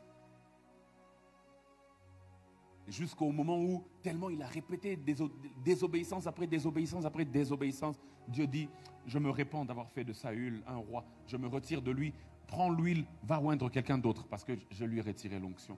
L'onction peut se perdre. J'aimerais dire à un David, à un Saül qui est en train de jouer, blaguer sur le trône, pendant que toi tu es en train de blaguer sur le trône, Dieu est peut-être en train de préparer ton remplaçant déjà quelque part. L'onction peut se perdre. La désobéissance fait perdre l'onction. Deuxièmement, toucher aux interdits peut faire perdre l'onction. Chaque onction, généralement, a ses interdits. En général, hein? Chaque onction a ses interdits. mutumsu onction na yeko za nzambe bise yo vina mu bimoro melanga masanga te. Ezate komela masanga eza lisumu. Komela masanga eza lisumu te. Ko s'enivrer de masanga nde eza lisumu. Ne vous enivrez pas de vin, c'est de la débauche, mais au contraire soyez remplis du Saint-Esprit. Bato mususu na homme de Dieu mususu na yebi. Certains amis même y a melarmois, amélie-moi vert na ye, il y a 20 avant un lia allié na ye et tout. Bato mususu ba melarvin abi pour la psaki Timothée un peu de vin pour ton estomac. Non là ça n'a pas problème estomac yango na melarmois 20. Mais pour la bagi un peu de vin, sauf que bango basala beaucoup de vin. C'est-à-dire que mutam tasana ba interdit na ye hein. Je me souviens quand Dieu m'a appelé, il m'a dit tout ce qui est alcool, tu ne prendras pas. Mais on a ngai, n'a quoi imposé un binotin? N'a imposé yotin? Et qu'on choquait un gâté sur ben singa na fête na yo, n'a zo mela nangai sucré nanga, yo ba elio muscador. Yo ba elio muscador ba fungoli ba chelio na verre, torobeta masolo na biso bien calmement. So comme déborder ndé comme langue on a bi frère, que beaucoup comme na débauche. Ben oui. Parce que, allez, qu'on se dise la vérité, chacun de nous a ses interdits. Moi, je ne bois pas d'alcool. Je ne bois pas. Ateza 1% na romelate. Na tout na kaka. Est-ce que masangezali? Est-ce que l'alcool est en katiwana? Oh non, l'alcool est até. Bon, pesa ngana tanga. Babi 0% d'alcool. Ah, voilà ndé na romela. Mikolo va rendre biso tâche facile. Comment ça là? Bah, bière sans alcool, bah, vin sans alcool, bah, bah, Bavaria sans alcool. Je me suis appelé n'a pas petit frère dans mon robot, n'a pas essayé mbote Ace, n'a pas Ace, Yazaka n'a pas vin wana sans alcool. Abi, n'to pas oza sans alcool, champagne sans alcool, champagne, abi désalcoolisé, sans alcool. Nathalie Moutangi n'a bouché Nathalie Boué. Sans alcool, penako. Hein? Abi, ça, dans le magasin, en France, en Paris, non, ça, la pub, dans Bango, mais Bango, ça, spécialiste, tout ce qui est sans alcool. Hein? À Chelinga, on a bien un méca, mais c'est que, gloire à Dieu.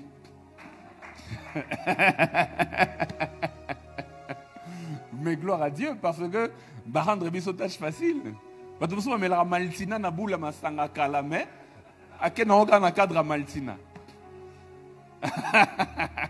Ba homme de Dieu ba lela ba Bavaria, ba homme de Dieu ba lela Bavaria.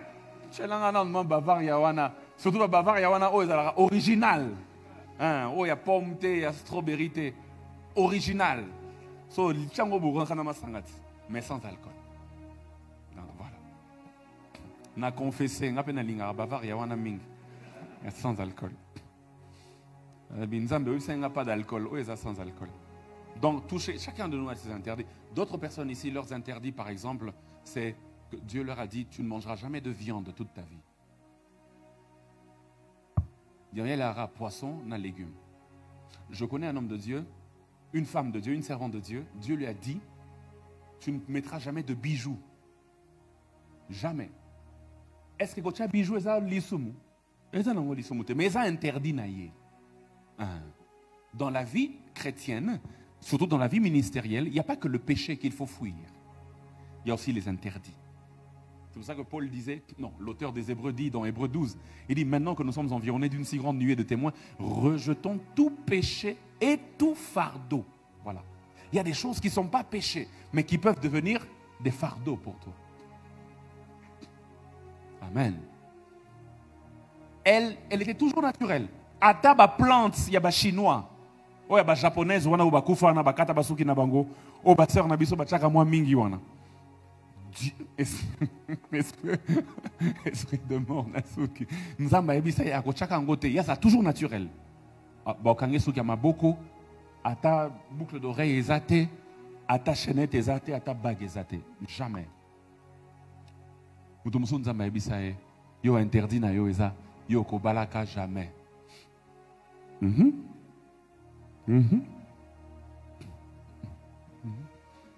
J'espère que ça va binoté, hein. Abi wana to robo yango. Mungu so interdit na enza babi, liyo na bengelo boy. Servir nga toute ta vie yo moko balate. Amen. Donc chacun de nous a ses interdits. Mais quand tu touches, tu désobéis.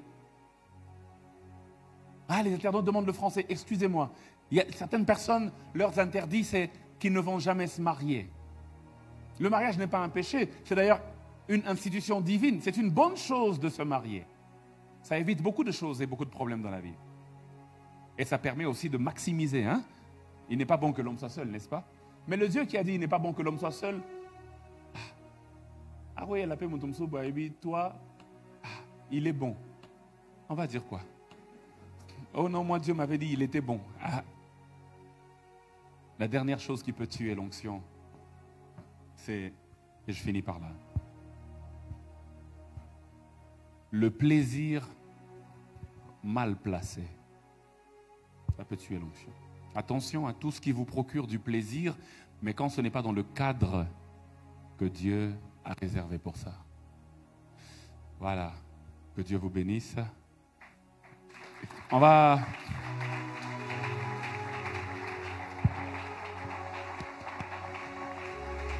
Quatre questions, rapidement. La première. Ah, mon frère. La deuxième, mon frère. La troisième, mon autre frère. La quatrième ici, mon autre frère. Voilà. Rapidement. Bonjour, pasteur. Bonjour. Ma question est celle-ci. Vous venez de nous apprendre les 10 choses sur l'onction. Maintenant, quelles sont les marches à suivre pour acquérir ou soit pour avoir de l'onction? D'accord. Très bien, merci. C'est une très bonne question. Je réponds directement. Il y a beaucoup de choses qui peuvent permettre à croître l'onction ou à avoir l'onction. Premièrement, la soumission à son autorité spirituelle. Très important. Soumettez-vous à Dieu. Résistez au diable et il ira loin de vous. Tu vois, l'onction que tu as pour chasser Satan vient de la soumission que tu as à ton autorité spirituelle. Et là, je parle aussi même du Père spirituel. Et là, je parle aussi même de nos pasteurs. De ça. Quand tu es soumis à ton autorité, Dieu rajoute l'onction sur ta vie. L'insoumission, c'est très, très dangereux dans le monde spirituel. Première. Deuxième chose, la prière, le jeûne, les disciplines spirituelles. Tu vois, les petites disciplines spirituelles, là, ça fait grandir l'onction. Ça fait grandir l'onction. Troisièmement, comme je dis, les interdits. C'est important de connaître aussi les interdits. Parce que comme tu vois, quand tu touches à l'interdit, c'est comme si tu crées une fuite d'onction. C'est-à-dire, au fond, il y a une brèche. Hein? Comme tu fais un trou, tu vois, comme cette bouteille, l'onction est dedans, mais je mets un trou et ça commence à... L'eau commence à sortir, l'onction commence à sortir. Donc il faut savoir cela. Autre chose qui est très très important, qui peut faire grandir l'onction, c'est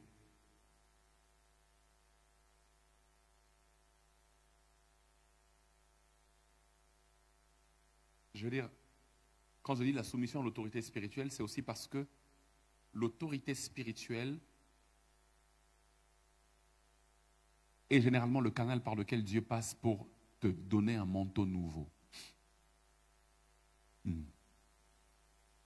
Moi, à chaque grande saison de ma vie, mon père spirituel, l'apôtre Dallot, Roland,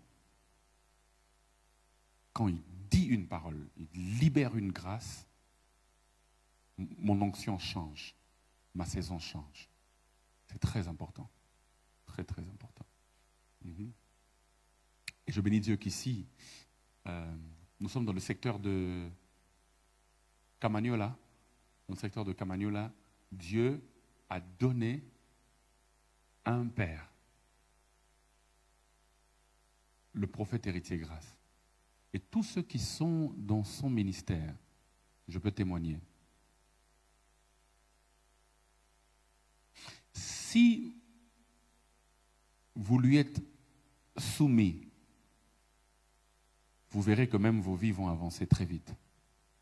L'autorité spirituelle te fait gagner du temps. Les choses qui pouvaient te prendre 10 ans à Yomoko, le Père peut te faire gagner 8 ans. Amen. Deuxième question.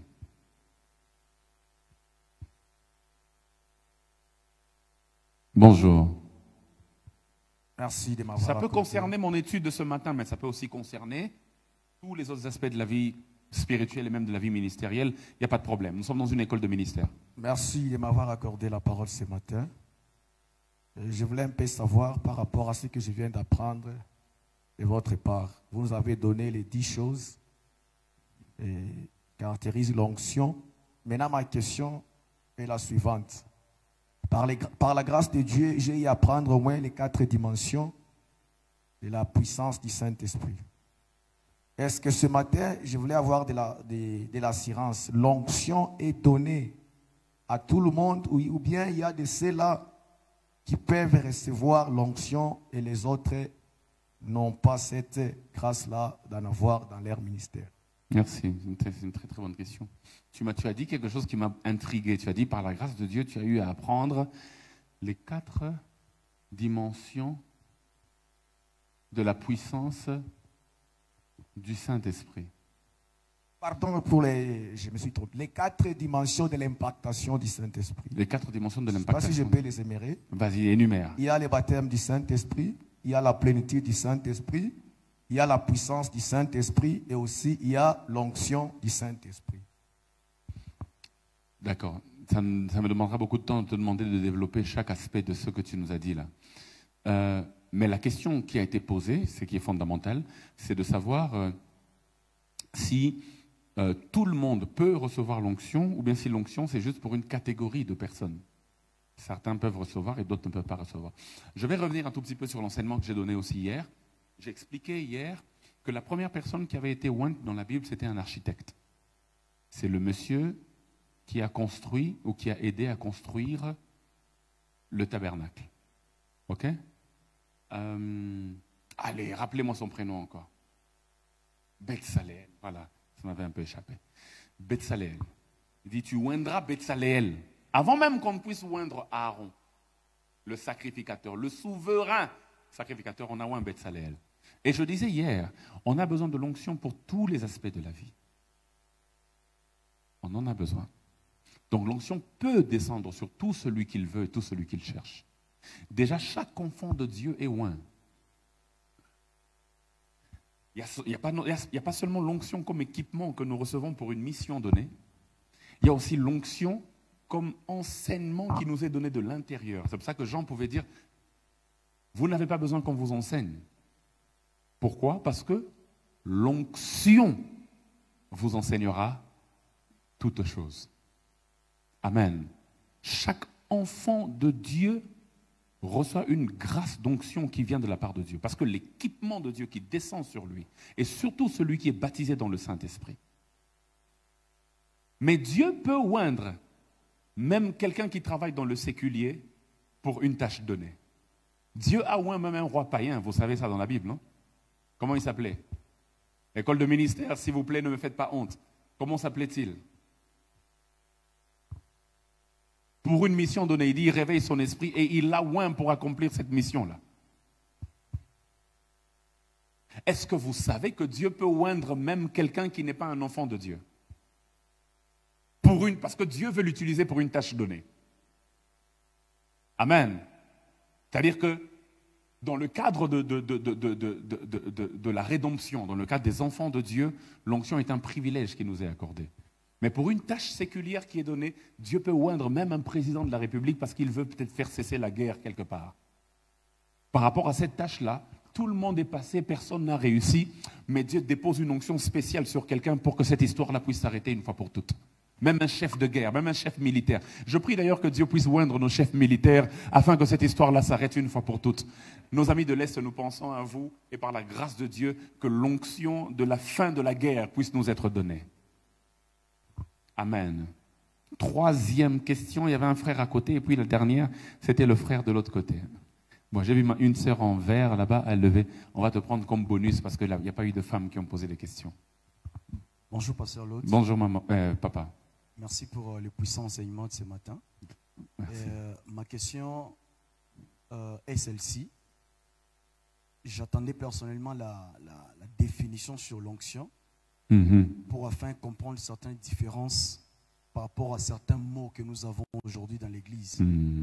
C'est sur l'onction elle-même le Saint-Esprit et le revêtement de la puissance. Vous voyez, quand dans l'époque passée, c'est-à-dire de nos pères, vous qui nous avez précédés, le mot qui était beaucoup plus rare, c'était l'onction, l'onction, l'onction. On parlait beaucoup plus du Saint-Esprit.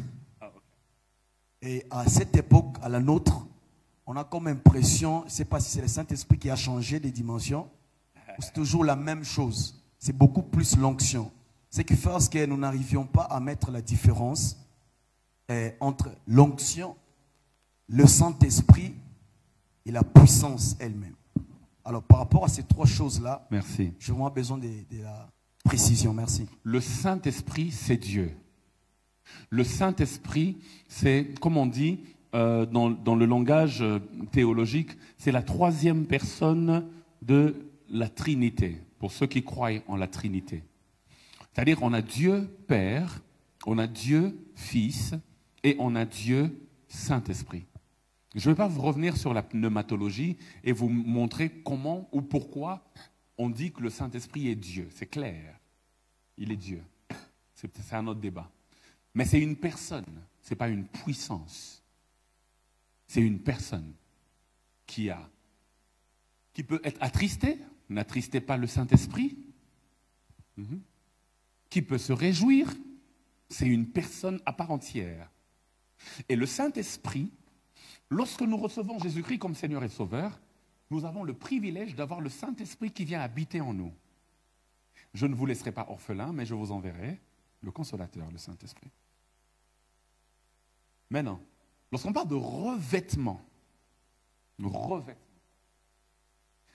lorsqu'on parle, tu dis que nos pères parlaient beaucoup plus du Saint-Esprit.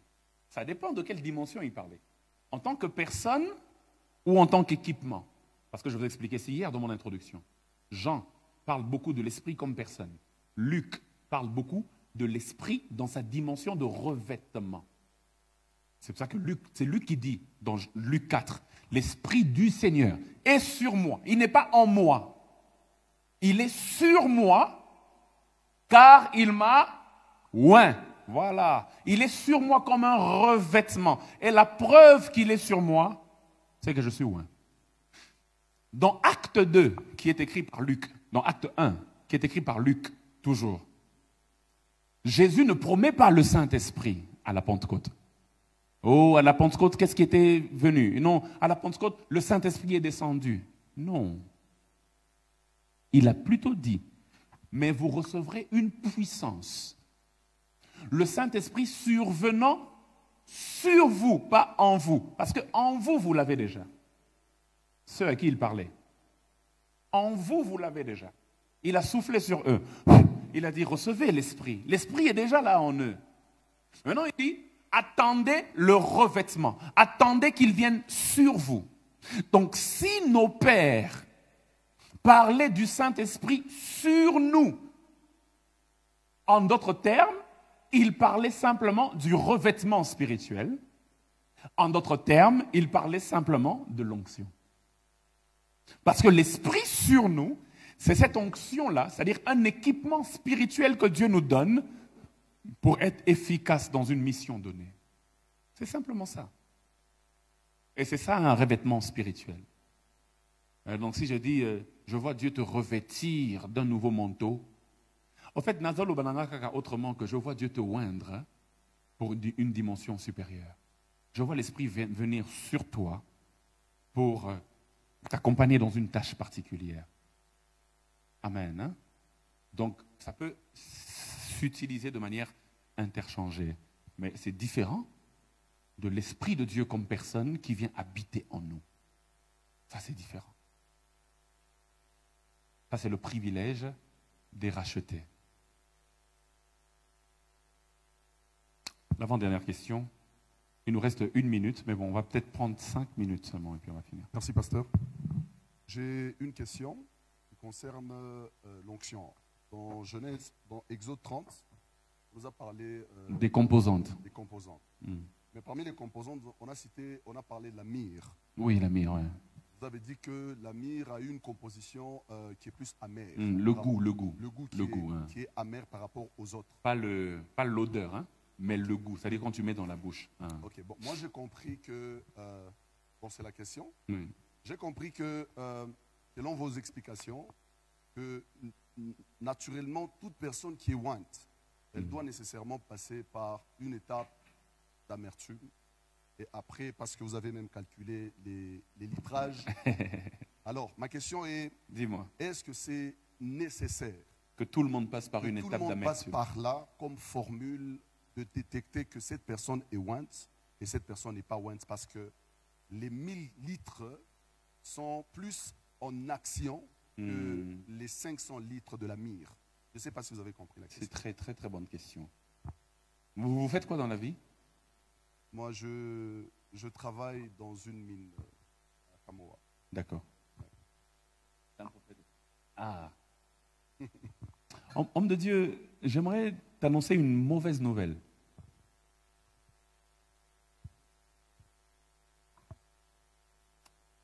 C'est nécessaire. C'est un passage obligé. Il n'y a aucune vie d'un oin sans épreuve. Impossible. Maintenant, c'est différent, hein, les épreuves en question. Ce n'est pas forcément que tu dois perdre ta femme, ou que tu dois perdre un enfant, ou que tu dois perdre ton travail, ou que tu dois perdre ceci. Mais ça peut aussi être seulement que ah, homme de Dieu. Ça peut aussi être seulement qu'on raconte un mensonge sur toi. On invente une fausse rumeur sur toi. Tu vois? C'est-à-dire que chacun de nous a ses combats différents, mais il y a toujours des combats. C'est pour ça que je dis, je vais t'annoncer une mauvaise nouvelle. La myrrhe, là, ça agit beaucoup. Il y a toujours des combats. Il y a toujours des combats. D'ailleurs, je vais même étendre cela à toute personne qui vit sur cette terre. Au-delà même de celui qui a reçu l'onction. Toute personne qui vit sur la terre connaît son lot d'épreuves. Vrai ou faux? Depuis l'enfance, hein, depuis le moine, chacun de nous connaît son lot d'épreuves. Depuis on est en train de grandir comme ça, chacun de nous connaît son lot d'épreuves. C'est comme ça que Dieu nous forme aussi. Dans les épreuves, dans les moments difficiles. Donc voilà. Comme ça, j'écris un livre, ceux qui nous suivent en ligne, et même ceux de vous qui êtes ici. Ah, désolé, je n'ai pas emmené ça, mais par la grâce de Dieu, la prochaine fois, je vais emmener un lot d'un livre. J'écris un livre sur ce sujet-là. Les ténèbres de Dieu. Passage obligé. Passage obligé. Donc, mais Dieu sait toujours comment nous faire plaisir. Il dit, même si, comment on dit ça en français? Though the sorrow may last all the night, joy comes in the morning. En français, c'est...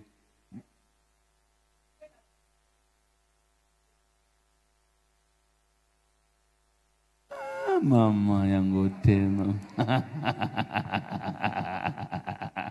C'est dans ce sens-là, mais c'est un passage de la Bible, c'est dans les psaumes. La tristesse, la peine, la joie vient le matin. Mais c'est dans le même sens que maman a dit. Mais c'est dans le même sens. Hein? C'est-à-dire que la nuit symbolise les moments difficiles, mais le soleil, ça apparaît toujours. C'est la joie et tout et tout. C'est-à-dire qu'en fait, la Bible montre qu'il arrivera toujours des moments difficiles. Ça arrivera toujours. Et si je vous dis que ça n'arrivera pas, je mens. Ça arrivera toujours. Et il ne faut pas qu'on enlève de nos Bibles la théologie de la souffrance.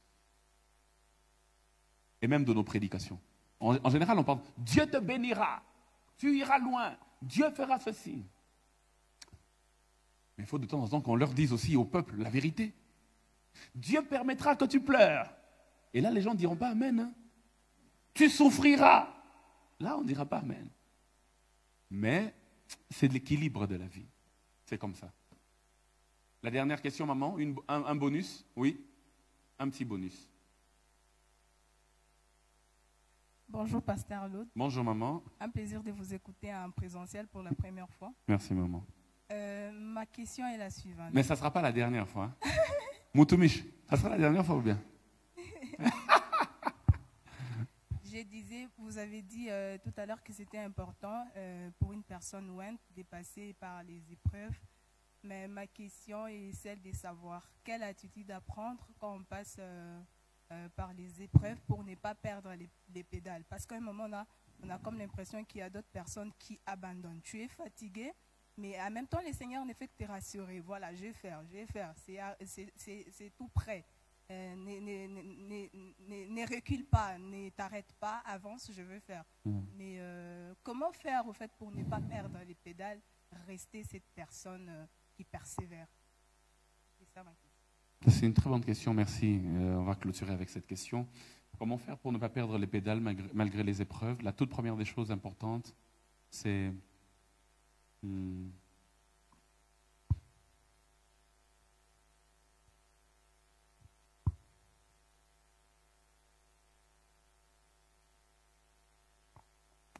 donnez le micro à l'homme de Dieu, s'il vous plaît. Il est en train de dire quelque chose de très important. Comme ça, tout le monde peut nous suivre, même ceux qui sont en ligne.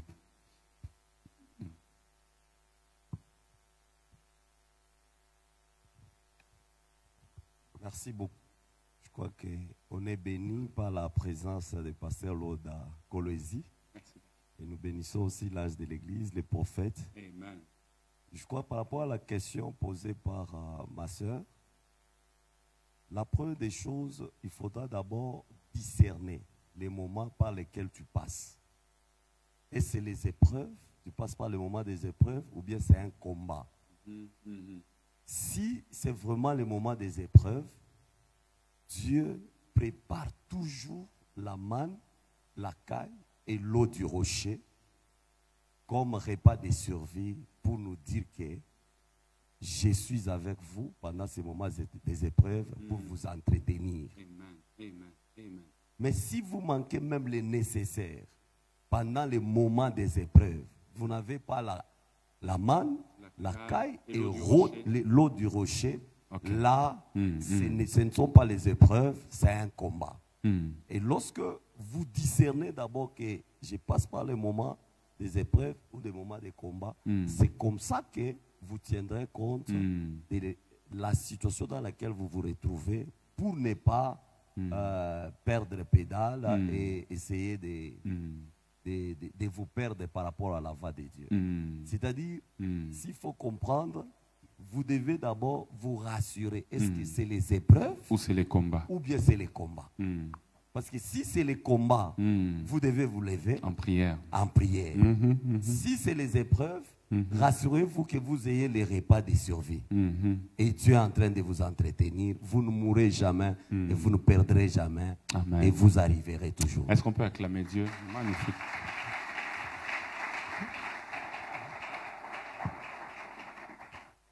Je vais compléter aussi pour une bonne attitude. Quand tu te retrouves dans des épreuves, il faut se concentrer sur les promesses de Dieu sur toi. Amen. Parce que si Dieu t'a promis beaucoup de choses, tu dois se concentrer sur l'essentiel. Même si on t'abandonne, on t'insulte, mais j'ai l'assurance qu'en 2026, il sera avec moi. Amen. Je dois supporter. Amen. Amen. Amen. Parfois, d'autres épreuves nous aident aussi. Ça nous aide parce que c'est une école. Oui. Pour qu'on s'attache aussi à Dieu. Et dans de tels moments, notre regard, c'est Dieu. Amen. Amen. Parfois, on se concentre sur le combat, sur les épreuves, mais il faut aussi voir celui qui nous appelle. Amen. Amen. Et je crois, notre regard, c'est Dieu. Amen. Même si ça ne marche pas, c'est Dieu. Amen. Quand ils étaient dans le désert, il y avait plusieurs serpents qui les mordaient. C'était difficile. Mais Dieu n'avait pas donné de produits ça comme des remèdes. Mais les a poussés à regarder le serpent pour dire que si ça ne marchait pas, la bonne position, c'est Jésus. Et je crois Dieu va nous faire du bien au moment où si ça ne marche pas, on tourne le regard vers lui. Amen. Homme de Dieu, je vous donne en même temps la parole. J'ai fini. Merci. Est-ce qu'on peut acclamer le Seigneur? Il y a deux questions en ligne. Si vous pouvez les accorder.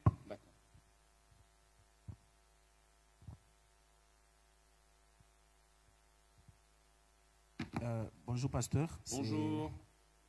La sœur Alice Parker qui pose sa question. Alice Parker. Elle dit, okay. Est-il possible de retrouver une onction perdue? Très bonne question. C'est la seule question qu'elle a posée. Hein? Oui, et ensuite elle a dit comment faire? pour retrouver l'onction perdue. D'accord, ok.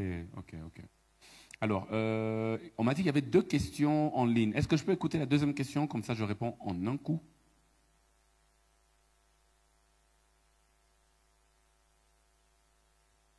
La deuxième question, c'est le bien-aimé Célestin Kassongo.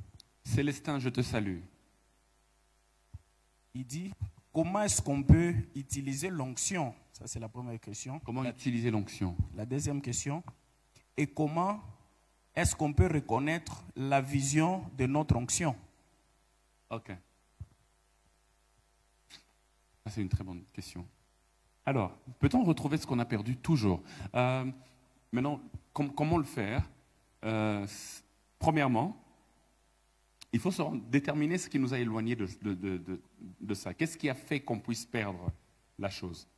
Quand tu connais la source de ton problème, tu sais comment réparer cela. Maintenant, une autre chose qui est très importante, c'est la repentance. Si le problème, c'était peut-être le péché ou une vie de désordre, la repentance sincère peut faire en sorte que les cheveux poussent encore. Les cheveux peuvent toujours repousser. Le problème de la plupart, c'est l'orgueil qui les bloque à la repentance. Quand on a l'humilité de dire « Oui, Seigneur, j'ai fauté, pardonne-moi », Dieu peut toujours emmener une année de grâce, une saison de grâce. Amen. Hein? Donc, il y a toujours une deuxième chance pour ceux qui ont fauté, ou même une troisième, ou même une quatrième chance. Dieu est tellement miséricordieux qu'il ne se fatigue pas d'accorder encore sa grâce à ses enfants. Maintenant, il faudrait être assez humble pour revenir vers la source. La source de l'onction, c'est Dieu. Il faudrait être assez humble pour revenir vers la source. Même quand il a demandé qu'on fasse l'onction, il a interdit que quelqu'un puisse reproduire quelque chose de comme ça chez lui à la maison. Comme pour dire, ça doit rester une exclusivité divine. Et quand on revient vers la source peut encore s'ouvrir et le robinet peut encore couler sur nous. Pour ceux qui se sont éloignés de l'onction à cause du péché, d'une vie de désordre, vraiment, une chose importante qu'il faut savoir, c'est de revenir à Dieu par une repentance sincère. Et lorsqu'on revient à Dieu par une repentance sincère, il peut encore nous accorder sa grâce. Et si ce sont par exemple les interdits que nous avions arrêté de respecter, qui ont fait en sorte que l'onction puisse commencer à fuiter, repentez-vous et revenez à l'obéissance à la parole de Dieu et à l'obéissance aux interdits, et Dieu va vous remettre l'onction. Mais autre chose qui est très importante, et je reviens encore sur l'autorité spirituelle. Parce que l'autorité spirituelle sur nous, par la grâce de Dieu, peut nous aider à reprendre ce que l'on avait perdu. N'ayez pas honte de revenir vers votre Père. Dire, papa, ces derniers temps, j'ai perdu telle chose, je le sens, et tout. Vous parlez à Dieu, parlez à votre Père. Puisqu'il est l'autorité établie sur vous, la parole qu'il déclare sur vous, sous l'inspiration de Dieu, peut vous aider à gagner le temps. C'est très important. Moi, je n'aime pas ceux qui n'ont pas d'autorité spirituelle sur eux. C'est dangereux. C'est des personnes très, très dangereuses. L'autorité spirituelle. Et je sais de quoi je parle. Hein? Les choses dont je parle là, c'est des choses que je connais. L'autorité spirituelle sur nous, c'est très important. Il faut toujours se... Beaucoup de gens ont perdu l'onction parce qu'ils sont déconnectés de leur Père. Un jour, Benson Idaosa, il a entendu son fils en train de commencer à prêcher des bêtises. Alors, il lui a fait des reproches. Et celui-là, il est fâché. Il a dit, désormais, tu n'es plus mon père. Dans une réunion avec d'autres fils spirituels. Tu n'es plus mon père. Je pars d'ailleurs on a coquille déjà. J'ai une grande église, je vais aller me débrouiller. Tu n'es plus mon père. Et puis Benson, il avait une Bible entre ses mains. Benson se lève et il lui prend la Bible. Il prend la Bible. Et vous savez ce qu'il a déclaré? Je t'arrache le ministère. À partir de ce jour-là, ce monsieur est tombé en dépression, la folie, l'église a fermé et il est mort. J'aimerais vous demander encore, je vous en supplie, faites attention à l'autorité spirituelle. Faites très très attention. Ah, tu es qui? C'est Dieu qui m'a appelé au ministère, c'est pas toi. Qui es-tu pour m'arracher? Faites attention à l'autorité spirituelle. La question de Célestin, c'était quoi encore? Oui, mais ça, c'est simple. Il faut aller vers la source qui t'a parlé, en fait. Quand Dieu t'a appelé, Dieu t'a oint par rapport aux choses que tu dois accomplir. Dans l'appel de Dieu, il y a la tâche à accomplir. Et c'est Dieu qui définit cette vision ne vient jamais de nous. C'est Dieu qui imprime cette vision en nous. Les choses que le prophète héritier Grace fait, et Zatarate à l'amour qui un jour, il dit, il les fait. Si même nous sommes ici en ce début d'année, tout à l'heure il m'a dit qu'il était en train de prier en fin d'année, je pense, et Dieu lui a dit, invite les hommes de Dieu, qu'ils bénissent l'Église. Et donc, ce que nous sommes en train de faire ici avec le pasteur Vicky et moi, et d'autres hommes de Dieu qui viendront dans les semaines et les mois qui viennent, c'est une vision que Dieu a donnée à l'homme de Dieu. Et par rapport à cela, il y a une provision qui accompagne cette vision. Et parce que lui obéit à cette vision, Dieu va aussi emmener une provision par rapport à cette vision. Donc ça, c'est Dieu qui imprime la vision. Ce n'est pas nous-mêmes qui nous levons et dit, bon, ok, bon, je vais aller à Camagno là, et puis je vais faire ceci. Non, ça c'est Dieu qui imprime la vision. Ça peut passer par ton père t'envoie et te dit, voilà, j'ai à cœur que tu ailles au Burundi et que tu ouvres une extension. D'accord? Ou ça peut venir de toi-même, Dieu te parle et tu vas voir si tu as une autorité spirituelle pour dire, papa, voici ce que Dieu m'a dit, prions par rapport à cela et on va aller dans cette direction. La vision vient toujours de Dieu. Toujours de Dieu, et c'est dans l'écoute de Dieu qu'on connaît la vision pour notre vie et la vision de l'onction que Dieu a déposée en nous. Je sais qu'il y a beaucoup d'autres questions, mais en même temps, il est 13h16, ça va dépendre du père de la maison. La dernière question. Attendez, ça va dépendre du prophète. Si le prophète dit on continue, on continue. Si le prophète dit on arrête, parce qu'il m'avait dit 13h juste. Et là, il est 13h. Il a dit 5 minutes seulement, donc vraiment 5 minutes seulement. Maman, et ensuite la dernière question là-bas. C'est le bien-aimé Josué Casse. Il dit, bonjour pasteur Lot. Oui. Est-ce qu'un ex-soin peut impacter les autres malgré sa chute?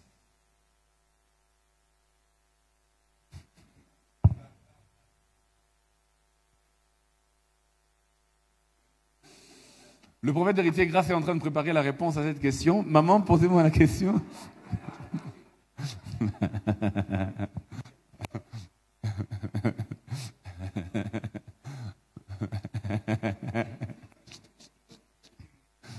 Bonjour, pasteur. Bonjour. Ma question n'est pas sur l'onction, oui, mais je sens que je dois la poser. Dites-moi. C'est par rapport au choix. Bon, je ne sais pas s'il faut dire le choix. Choix du conjoint? Comment? Ou bien choix en général? Non, choix d'un père spirituel. Ok, d'un père spirituel. Parce que je sens que vous avez insisté sur l'autorité spirituelle. Est-ce qu'un berger, puis je donne l'exemple du prophète héritier, je prie ici, est-ce que nécessairement il devient mon père spirituel? Ou soit, il faudra que Dieu me révèle pour faire un choix d'un père spirituel. Ou soit encore, il faudra avoir l'onction pour faire encore le choix, ou soit pour avoir un père spirituel. Merci. D'accord.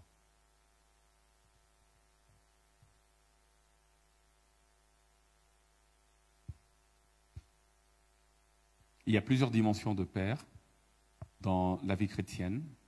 Il y a le père dans la foi, le père spirituel. Il peut aussi avoir le père dans le sens de père corporatif. Qu'est-ce que je veux dire par père corporatif? C'est-à-dire c'est le père de la corporation. Le père de l'Église, par exemple. Le numéro 1 de l'Église. Il est d'office père parce qu'il est l'autorité supérieure. Donc, mon regard vis-à-vis de lui est un regard d'enfant envers un père. Le père dans la foi, c'est celui qui t'a engendré dans la foi. Paul disait aux Corinthiens, dans 1 Corinthiens, est-ce que c'est chapitre 4, verset 15 ou, bon, bref, la référence, vous pourrez aller la chercher vous-même. Il dit, vous pouvez avoir plusieurs maîtres, mais vous n'avez qu'un seul père, car c'est moi qui vous ai engendré en Jésus-Christ. Ça, c'est le père dans la foi. Il les a engendrés en Jésus-Christ. C'est-à-dire qu'ils étaient païens et ils sont devenus chrétiens par le ministère de Paul, par les enseignements de Paul. Ils ont reçu la foi en Jésus-Christ au travers de l'esprit qui a été libéré dans les enseignements de Paul. Il les a engendré. Il dit les autres qui circulent là, les Apollos, les Pierre, les tout, c'est vos maîtres, c'est vos précepteurs. Mais il dit votre Père qui vous a engendré, c'est moi. Il est Père de l'Église de Corinthe. Le Père spirituel, ou certains parlent aussi de Père dans le ministère, c'est ceux qui, en général, vous guident. Parce que le Père dans la foi peut engendrer, mais après, imagine, il y a des gens qui ont reçu Christ dans une campagne d'évangélisation de Benny Hinn. Et puis Benny Hinn, il est rentré aux États-Unis, mais il avait fait la campagne à Kolwezi. Ok, je suis devenu chrétien par lui, c'est lui mon Père dans la foi, mais ce n'est pas lui qui me guide forcément au quotidien pour m'emmener d'une étape A à une étape B. Le Père spirituel, c'est celui qui s'investit dans ce sens-là afin de te faire grandir et de te permettre de... Tu vois, c'est comme quelqu'un qui paye l'école pour toi. Il te fait étudier, il te donne les enseignements, il te fait même marier parfois, et il te donne même une responsabilité encore. C'est quelqu'un de comme ça, c'est un Père spirituel. Les hommes de Dieu pourront me compléter, mais c'est cela. Alors, faudrait-il le choisir ou ça s'impose à nous? Aïe, si on commence à choisir nos pères, on pourra en avoir des millions. So, il y a ces qui bien en 2025, mais si quand on en 2026, père dans comme TD Jakes. Non, je pense que c'est un concours de circonstances spirituelles. Ça s'impose à nous. Et c'est surtout par le travail que cette personne fait dans nos vies. Je ne pense pas qu'on choisit un père spirituel. On le subit. D'ailleurs, s'il faut qu'il y ait un choix, ça doit venir du père et non de l'enfant. Je pense. Voilà. Les hommes de Dieu peuvent toujours me compléter et puis le prophète va répondre à la dernière question et puis on va partir.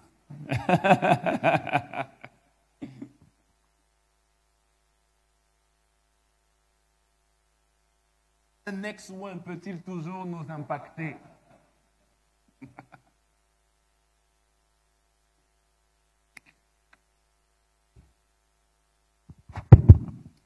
Ok. Sa question c'était, est-ce qu'un ex ou un peut impacter quelqu'un ou malgré sa chute? Malgré sa chute.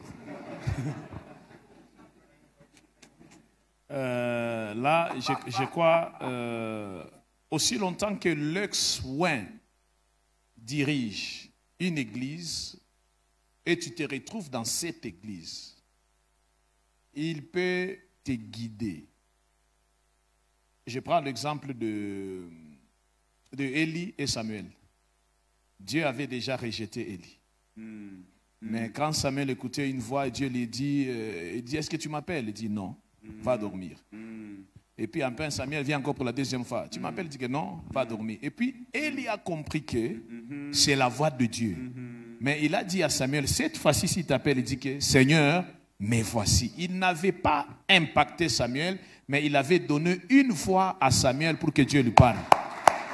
C'est que tu ne peux pas le rejeter aussi longtemps que tu es. Alors si c'est toi qui vas continuer cette vision, il faut que tu sois là pour t'orienter et que tu puisses aussi continuer à faire le ministère. Et puis c'est surtout si c'est quelqu'un qui a prié, qui avait prié pour toi, qu'il était avec toi. La seule chose que tu dois faire, c'est l'honorer. Ouais. Alors, s'il récupère encore son onction, toi, tu lui as déjà dit des bêtises, tu as déjà quitté. Tu reviendras encore ou faire quoi? L'essentiel, c'est l'honorer. L'honorer. Et Dieu va ouvrir une voie et Dieu lui-même fera des grandes choses avec toi, comme Samuel. J'aimerais compléter juste en parlant de l'honneur qui est dû. David, malgré qu'il savait que Saül était rejeté par Dieu, n'a jamais porté la main sur Saül. À chaque fois, il disait Et puis, il ne l'a jamais appelé ex-oin. Il dit, je ne peux pas porter la main à loin de l'Éternel. Et pourtant, c'est lui qui a reçu l'onction royale. Et donc, voilà, c'est juste pour compléter ce que l'autre. Ouais, même Michaël et Satan. Michaël ne s'est jamais disputé avec. Quand il était venu prendre le corps de Moïse. Et que Dieu te réprimande. C'est ça qu'il a dit, hein? Oui. Alors, c'est que la seule chose qu'on doit faire, c'est de les honorer, le respecter. Il peut aussi bien nous guider. Exactement. Alors, dans la vie, on n'apprend pas seulement ce qu'il faut faire, on apprend aussi ce qu'il ne faut pas faire. C'est-à-dire que toute circonstance de la vie peut être un enseignement pour nous, soit dans ce qu'on doit copier, soit dans ce qu'on ne doit jamais copier. David est oint par Dieu, mais pourquoi Dieu l'emmène dans la maison de Saül? L'ex-oint. Parce que quand il est entré dans la maison de Saül, Dieu l'avait déjà rejeté. David, Dieu l'avait déjà choisi. Mais pourquoi Dieu emmène le oint loin dans la maison de l'ex-oint à méditer? Que Dieu vous bénisse. Amen. Est-ce qu'on peut acclamer?